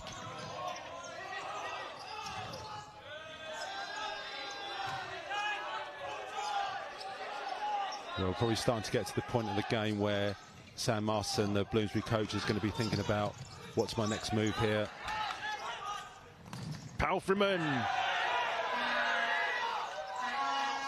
Do we sacrifice Lahoz for a fly keeper? Probably someone like Liam Palfreyman, who's been used as a fly keeper before. He's still got a long way to go, but they're certainly going to need players like Amorim, Goldstein, Miller, Ward, Palfreyman, their big five in goal scorers to deliver something here. Probably one of the only times this season I've seen that. A full change of all 8 out-court players across both teams there. It's been that sort of game. Over the top to Adubafor. Dick Fort's touch just took it away from Jeff Adubafor's path.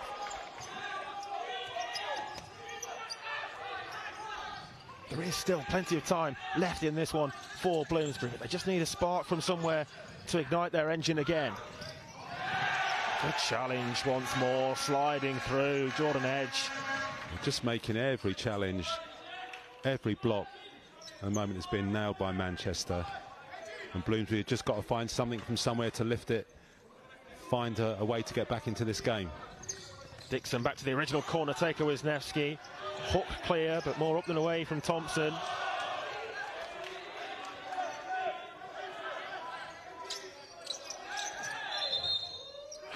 Bit of a comedy moment as the referee inadvertently, and I would say there is little space on that far side as well in front of the substitutes bench, got in the way of the kick-in taker, so sensibly just that one being retaken. Yeah, I think Peter's got a better touch on that. Here's Wisniewski. Again, Barber there with making that run back just to cut that diagonal pass off, and another vital interception.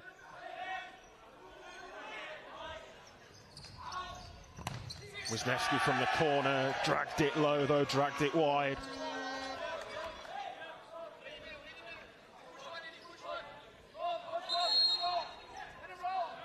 They will, I'm sure, be left wondering how they haven't scored in this second half. There's a yellow card there shown to a member of the Bloomsbury coaching team. But yeah, they've certainly had the opportunities in this second period in particular, Bloomsbury, after they were few and far between in the first half, but in the second stanza they've really come much more frequently for them. The yellow card there shown to Adubafor as he just disrupted the restart there, and just Connor Miller over on the far side with the fly goalkeeper's top on, so I think we'll see that shortly, Louis. Yeah, it was just a bit unnecessary from Jeff there, because the ball was outside the penalty area, so Lahoz was going to have to go and get it and go back into the penalty area to take it. So I think it was just a bit of a needless yellow card there.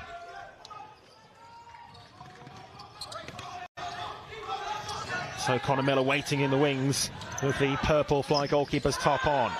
Still regular 4v4 play at the moment though. Clipped forward to Logan Wisniewski, and again Thompson has done superbly well, and for Manchester they've all been right on point, out of possession for the large majority. There's a chance there though, and well, the goalkeeper again, Miles Chadwick, still with his clean sheet intact. Yeah, some people might say, well, that's a simple save, but you know, we're 5 minutes away from Manchester being in the UEFA Champions League, so every save becomes difficult. Goes for goal there, trying to catch Demar Lahoz out. Drops off target and wide of the mark, but something that we might see more of if here Bloomsbury do give the ball away, with risks being taken in terms of the power play. The timeout card's just been handed in by the Manchester substitutes bench. Palfreyman, Dixon back towards Palfreyman, but Anajtovic got there first. Yeah, they're starting to run out of time. Just over 4.5 minutes to go. They need to give themselves enough time to get these 2 goals at least to force it to extra time. Here we go with the fly keeper. They're into the final 4.5 minutes then.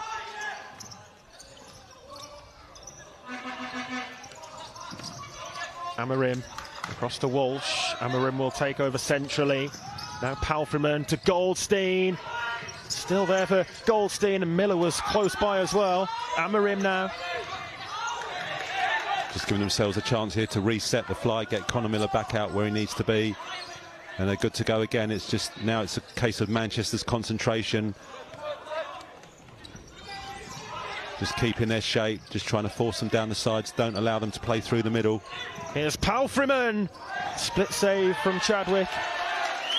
Didn't get the power behind the shot there, though, that he wanted, Palfreyman.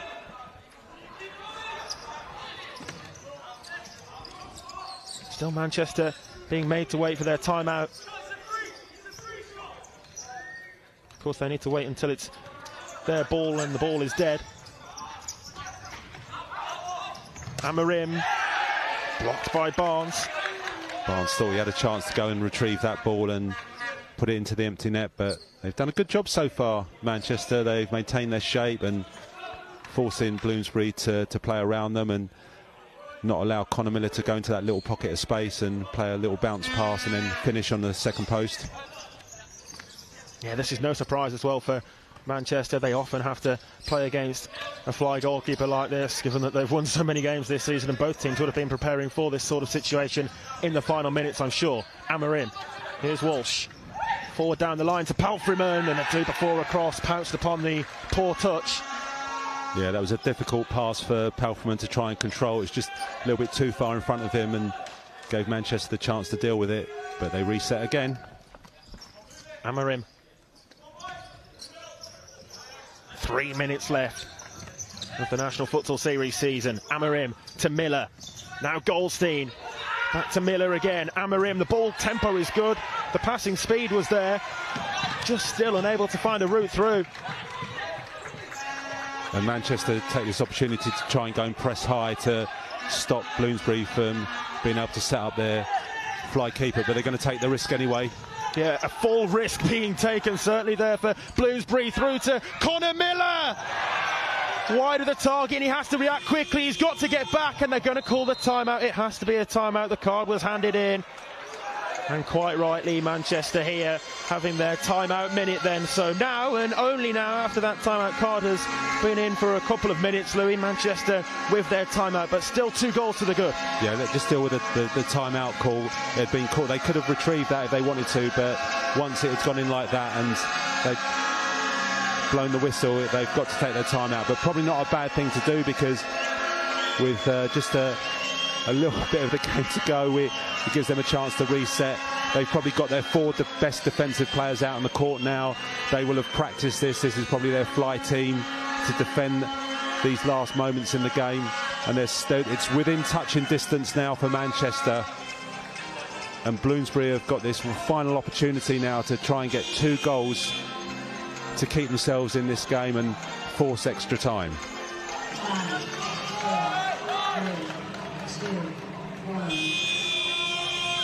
Yeah, certainly still far from over. There will be moments, there will be chances.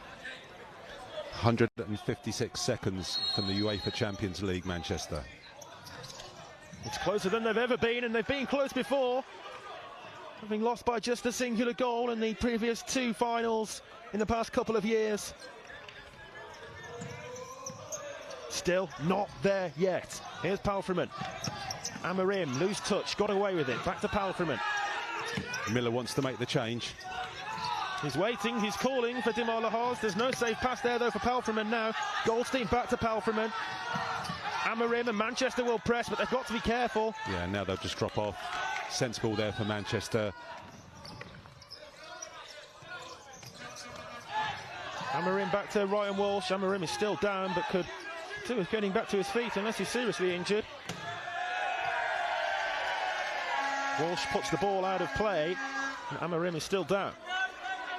Yeah, we've got exactly 2 minutes left on the clock, and I think it was more the way he just twisted on it as the challenge came in, and I think all is good now.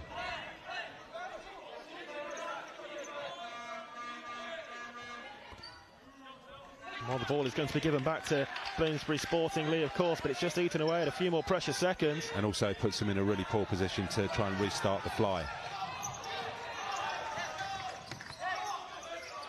Bloomsbury very brave. There's two players ahead of the ball. Manchester brave, I should say, out of possession. There's the effort there from Jordan Edge. Yeah, he's going for the icing on the cake there, the flamboyant overhead back heel. Yeah, well, certainly one more Manchester goal would completely seal this now. Goldstein hooks it forwards, Thompson's header. We're into the final 90 seconds. Palfreyman jumping into the challenge, but it was too bouncy past Brian Walsh. Too difficult ball to control.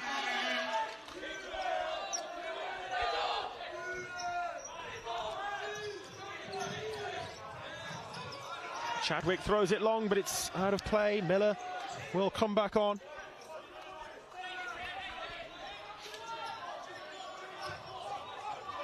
Amorim.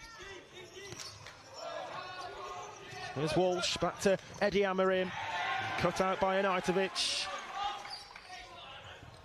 They've got to get a goal quickly here, Bloomsbury, if they are to stand any chance, as Palfreyman just found a pocket of space, and that's been a rarity in those sorts of areas. Yeah, and I think Chadwick just caught himself on the post. He had it covered, but I think he might have just collided with the post as he went to just make sure he had that covered. Yeah, we can just see his knee, just the right side of his knee slams into the post.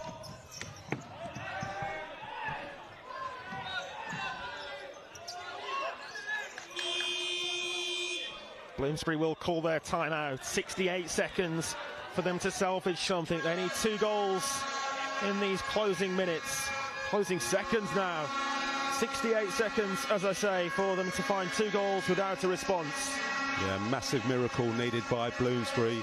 And Manchester, they just have to do all the basics really well. They don't have to make this look pretty, these last 68 seconds. They just need to clear the ball, not mess about with it, not take any unnecessary risks. And then just see the timeout and claim not only the Grand Final title, but to secure that place. I think this place could erupt. But still a bit of futsal to go, Isaac. Yeah, I'm sure it will be some celebration for Manchester if they do get over the line.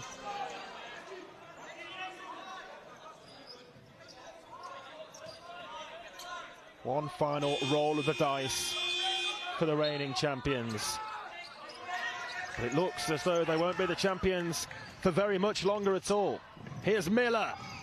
Chadwick again holding on to it and thought about the long-range effort. Amorim was back there covering the goal, though, and it's a good throw out to find Anajtovic nonetheless. Palfreyman, 50 seconds now. Louis, will come to you in just a moment for your player of the match. Here's Palfreyman now. Amorim up to Miller, back across, and they've got one back! Game back on in the final 42 seconds. This final is not over yet.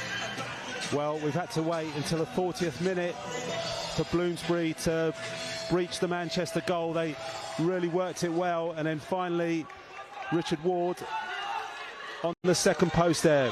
It was that first ball across the court that managed to open up the angle to then play the reverse pass to Richard Ward, and 42 seconds will seem like a long time to Manchester now. Oh, this is going to seem like a lifetime for them. A 2 before. Brooker's touch takes it out for the kick in. Miller still waiting in the wings to come back on. Taken relatively quickly, given the game state forward to a 2 before, but it's out again for another kick in here. Manchester just need to play possession futsal for the next 30 seconds. Brooker to Palfreyman. Lahoz will make a move forwards. Amorim. Now or never, really. Now for Bloomsbury. Brooker. Amorim again, not the best of first controls. 15 seconds, they've got to be quick in getting it forwards. Palfreyman clipped through to Lahoz. Miscued, the long-range effort is not going to find the net, but it moves Manchester that extra step closer. Lahoz is just going to have to. He's just going to have to launch this long because 8 seconds on the clock. They've got too many players on the court there, Bloomsbury. They had 6 on court for a moment, went unpenalised, long from the goalkeeper, and Edge will bring it away. Final couple of seconds. It's got to be long and direct. So frantic. Look at the drama. 1.3 seconds. Big responsibility on Jack Wicks on the timekeeper's desk to be precise enough with this as well. Now, we've seen some grandstand finishes across the course of the season and years gone by as well, but this would certainly top them all. There's 1 second left. Is there even time to get it forward and get a shot on goal? It's going to have to be long, aerially, for a header goal bound. Yeah, we're in Hail Mary time. Can't go in directly. Miller smashes it forwards, it's up over the bar, and Manchester are there. All they've got to do is throw it long. Yeah, 0.1 seconds left on the clock. Manchester fans are ready. There we are, Manchester celebrate victory in the National Futsal Series Grand Final in 2024. Beaten twice in the 2 previous years, but at the 3rd time of asking, Manchester booked their ticket in the UEFA Futsal Champions League. What a game that was, Louis. Yeah, we've been treated to a great game. Personally, commiserations to Bloomsbury. They gave it everything there and just came up short, but we have to say congratulations, a new name on the National Futsal Series Grand Final trophy, and it's been a tremendous game of futsal. That's been really enjoyable. Yeah, what a game that was, and with Bloomsbury scoring late on as well, it just ensured that there was that added little bit of drama in the end of it all as well. Very quickly, Louis, your player of the match that we were going to come to you for just prior to that Bloomsbury goal. Yeah, well, I'm going to have to go. Despite the goal at the end there, he's been absolutely brilliant throughout the game. I've got to go. My player of the match is Miles Chadwick, the Manchester goalkeeper. He's been absolutely fabulous today, and there was very little he could do about the goal he conceded. Well, Miles Chadwick, the player of the match, then, such a huge reason, and part of the reason at least, as to why Manchester have got the job done here. You can see the full-time score, you can see the celebrations, because Manchester have won it by 2-1.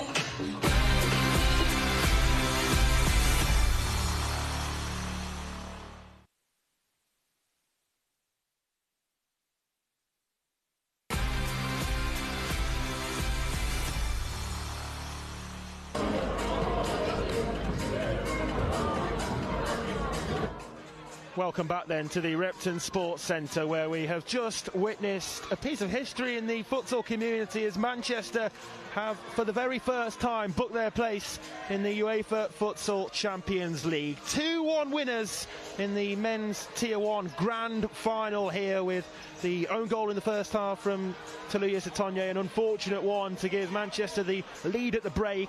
Then the second goal from Jordan Edge put them 2 to the good, and an error really from Demar Lahoz. Richard Ward got one back, didn't he, right at the death, Louis, but it was ultimately a case of being beaten by the clock at the end of it all. And for Bloomsbury, and it's not many times we say this, beaten by such a strong team today, and for Manchester, they're thoroughly deserving of their place in the Champions League.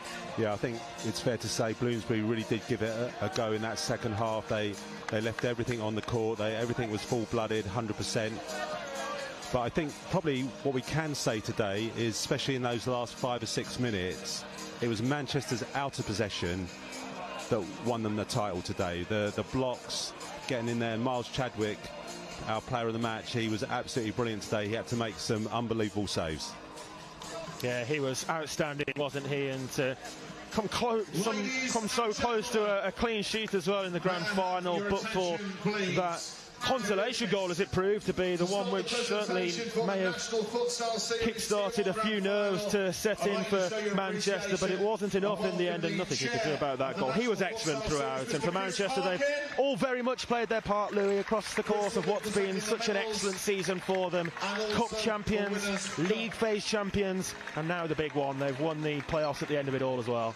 Yeah, and I think when you look at all the players who got on court everyone contributed, not just in possession but out possession, and that was so important today. What Manchester were going to do when Bloomsbury had the ball. You know, we spoke right at the top of the programme.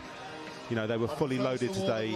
Bloomsbury, they came with possibly the strongest ever squad they've had to a grand final, and they left it all out on the court. But today Manchester had literally all the answers apart from that one moment on the fly keeper where Miles Chadwick, there was just very little, you know, he was going to need something like that to beat him today, because he was phenomenal, but also the quality of the blocks and those recovery runs, you know, that was really top level today, and I think that's what got them over the line in the end, their ability to just to see out the waves of attacks from Bloomsbury.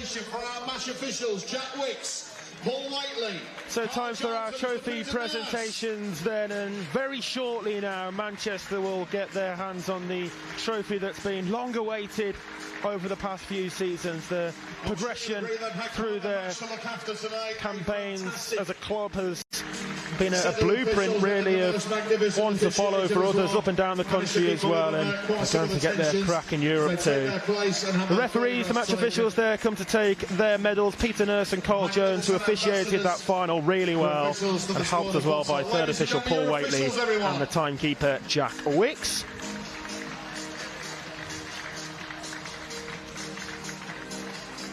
And just a word as well for Bloomsbury, Louis, who have come so close again to repeating what they achieved last season. Of course, they did taste victory here last week with the cup final win over London Genesis, but it's not to be for them today. Miles Chadwick!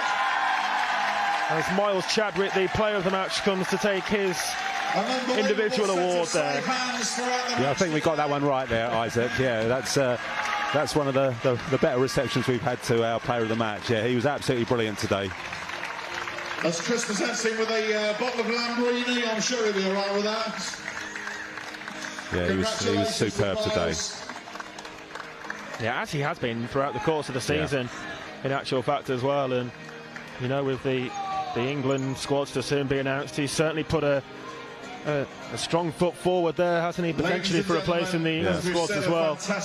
I just got the thumbs up from the refereeing team as well about the Miles Chadwick, so yeah, we'll take that one. But please show your appreciation for our runners-up, Bloomsbury.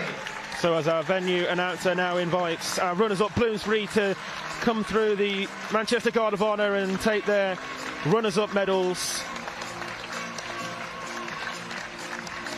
Disappointment for them today, of course it is, but they ran Manchester so close and certainly didn't go down without a fight. Yeah, I think for Bloomsbury, you know, they had such an unbelievable year last season, and you know, the trophies they won and the opportunities that gave them, and yes, it's a slightly different feeling this time, but you know, that Manchester, they've had a year to think about this, to go away and what happened on the final last year and try and put that right and get over the line. Yeah, so commiserations to Bloomsbury, but they hand over the honour of representing the country in the Champions League here, pass that baton to their counterparts here in the final today in Manchester. I'm sure Bloomsbury have built from those experiences as well, and those experiences in Europe that will soon to be apparent as well for Manchester will only be a good thing for them to build from and even improve moving forward next season, you would imagine as well, Louis. Yeah, and also I think we need to remember that Bloomsbury had a change of head coach with Sam Masters coming after John Tapione's been on comms today and helping out in the studio. They've had to deal with that, and he's had to come in from Maidenhead, and you know, although they're a tier one side, he just got his feet into that, and then to come to a huge club like Bloomsbury with what went on before with the 12 months with all their wins and their titles. So you know, they've done well to, you know, clearly these are the best two teams in English futsal at the moment, male teams, and it's up to the other teams below to try and match this and challenge next year for a title. Please welcome. Yeah, I think everybody really expects these two to be at the top of the table and perhaps most likely competing in next year's Grand Final as well. Bloomsbury, the winners in this game last time around at St George's Park last year, but it's Manchester, the winners here, who get their revenge this year at the Repton Sports Centre. each of their players coming through the Guard of Honour there to take their medals, to be handed over there by the chair of the National Futsal Series, Chris Parkin. It's been a great season overall as well. Of course, that concludes the campaign for season 2023-24, and what a way to end it. But overall, it's been such a good season for so many teams across all of the different divisions, regions, competitions, all throughout, with the NFL feeder league into the NFS second tier as well. It's been a successful campaign overall. Yeah, I think we've got to give credit to the organisation. We yesterday and this morning we've had NFL finals, national football, which they're working very closely with the National Futsal Series, but these two finals this afternoon, we've had great crowds. I mean, full crowds for both finals, and that's a great testament to what we've seen this afternoon. And Manchester about to get their just rewards. And it is a magnificent trophy, I have to say. Oh, it certainly is, yeah. And a very heavy one in that as well, I can assure you, as it's soon to be handed over here to Manchester. What a job Sam Richardson and Ilya Ovechkin have done with this team as well. But the trophy to be handed over to Jordan Edge, the skipper, who lifts the trophy high as Manchester celebrate their victory in the National Futsal Series Grand Final. Congratulations to them, good luck to them in representing England on the international stage as well. You could see right from the first blow of the whistle today exactly what it meant to all of the players out there. There can only be one winner, and today those winners are Manchester.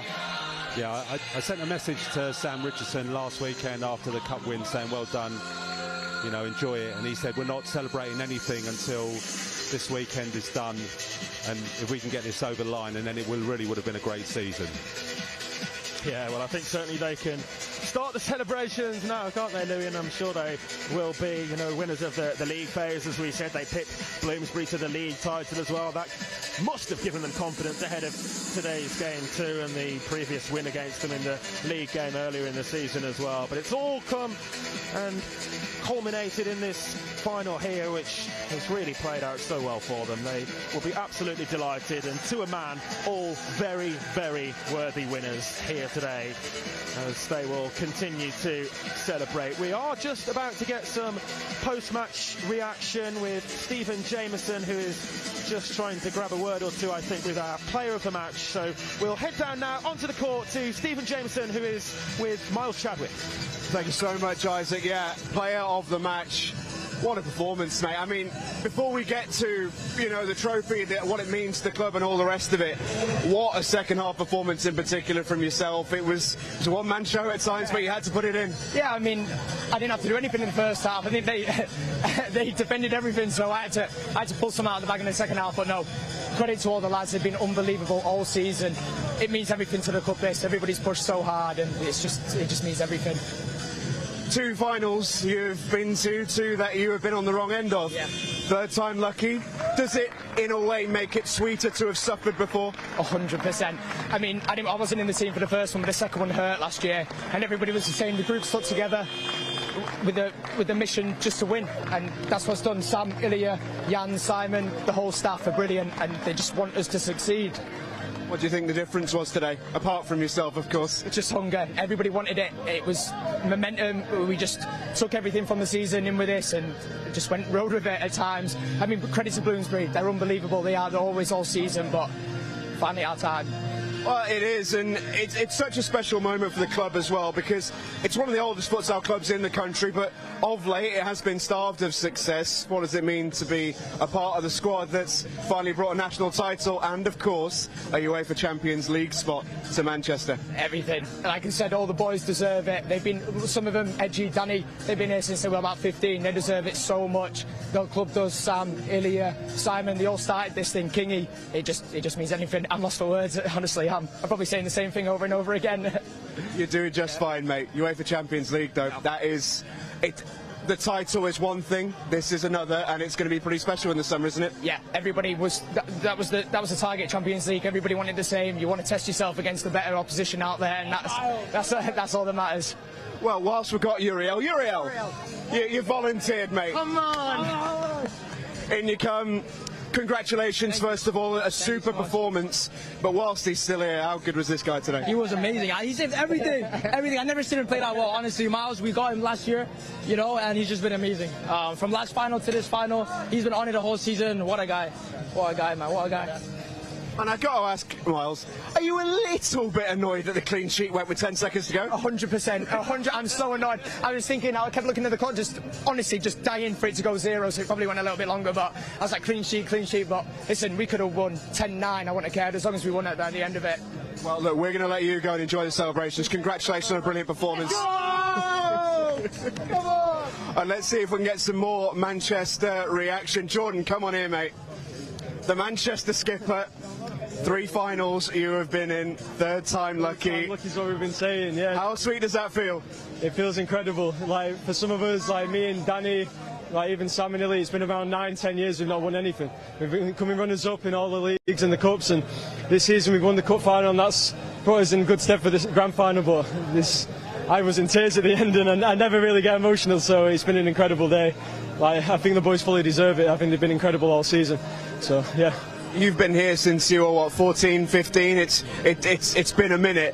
And here you are at the end of this season. You came into it having been beaten in a grand final. You found the spirit to not only just go again, you won the regular season, you won the cup, you yourself won Player of the Year, and then you've come in the final, you've scored a goal and you're lifting the trophy. It's the perfect season, isn't it? It's the perfect ending, yeah, definitely. I think even going into this, the grand final last season, Bloomsbury were favourites. We knew that in the back of our minds, and we kind of seen it as like just having a go at the final. And it was very, considering we got 3-3 with a last minute winner for them, it was like heartbreaking for us. And I think coming into it against Bloomsbury again, we had something to prove. Like, we didn't lose in the regular season. We got to the cup final. We lost 1 game all season, and that was probably our best performance in that game. So I think for the lads, they fully deserve it. Everyone's at training every week, like every session. Even when players live 2 hours away, they're always there at every session, because I think they knew this is the season that we could kick on. And Bloomsbury, credit to them, they've been really good, but I think we did see weaknesses more this season than last season, and that's just how futsal is. We had to defend it. They're still a very good team. Like, they got all the I was going to ask you, Jordan, about your keeper today. Obviously, player of the match going to the keeper paints a bit of a story, but you guys are fantastic. But every good team in futsal needs a great keeper, and I mean, how good was Miles today? Yeah, he's incredible. Futsal's about defending. You've got to be good defensively, and then you're going to get your own chances, and you've got to take them. Miles, he's one of the best keepers in the country. I think he's the best keeper in the country for me. He's England's #1, like, without a doubt, and I think he's proven that today. He's been a brick wall, and even when they had chances 2-0, even at 2-1, I felt fully confident in my guy in that. And talk me through these scenes right now. Just look at those scenes, all your mates with that trophy. Yeah. You've been here a minute, mate. What does it mean to you? It means the world to me. Like, players coming through, like Matty's here, he's got his medal, he deserves it. He's been at training and he doesn't play a minute. Some guys didn't even get on today, but they're at training every week. And I know how much it means to them. Like, some people think this is like an amateur sport, but people put a lot of time and effort and money into this thing, into the sport, and every single one of them deserve to be with that trophy today. Like, it's been the 3rd time lucky, definitely. And the last one before I let you go and enjoy those celebrations, a word for the coaching staff, because I know you know them incredibly well. You've been with them a long time. They put in as much as anybody else, and they finally hit the jackpot. Yeah, Sam, Ilya, Jan especially. Like, Sam doesn't get the credit. Like, he puts on the kit and looks like a player, but he puts in the hours in behind the scenes. He's an incredible coach.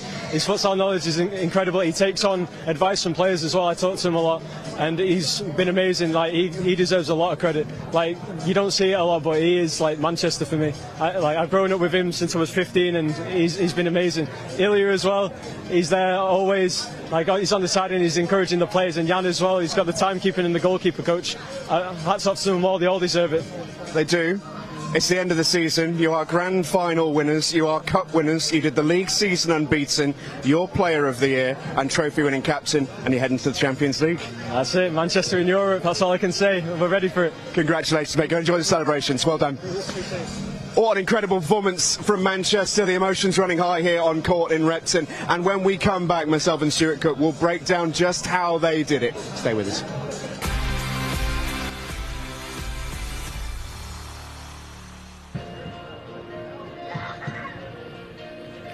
Welcome back into the Repton Sports Centre. The celebration still continuing here as Manchester toast their victory.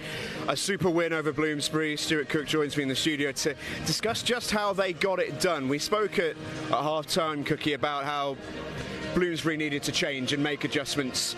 They came out in that second half a lot stronger. They created a lot of chances, but Manchester just found that way to win, and an amazing title for them. Yeah, I think, as you say, Bloomsbury came out with all guns blazing in that second half, and we, at half-time we said that they hadn't created enough chances, and I think in the second half they definitely went and did that. But as you say, I thought Manchester defended really well, solidly throughout, and in Miles Chadwick probably had the best player on the day. Well, the goals were key, of course. The goal in the first half was absolutely incredible, really, when you think about how it came about, because this is such an uncharacteristic and an error that you can't really legislate for. Fantastically finished, yes, but it's safe to say that for as well as Manchester played, the two goals did have a little element of luck about them. Yeah, we talked at half-time about the unfortunate way that Tallulah received it and the way it went, but Manchester have still got to go away and finish those, and they did that really well. And I think that probably sums up Bloomsbury's performance in the first half. It all felt a little bit disjointed and a little bit uncomfortable, which is unlike them.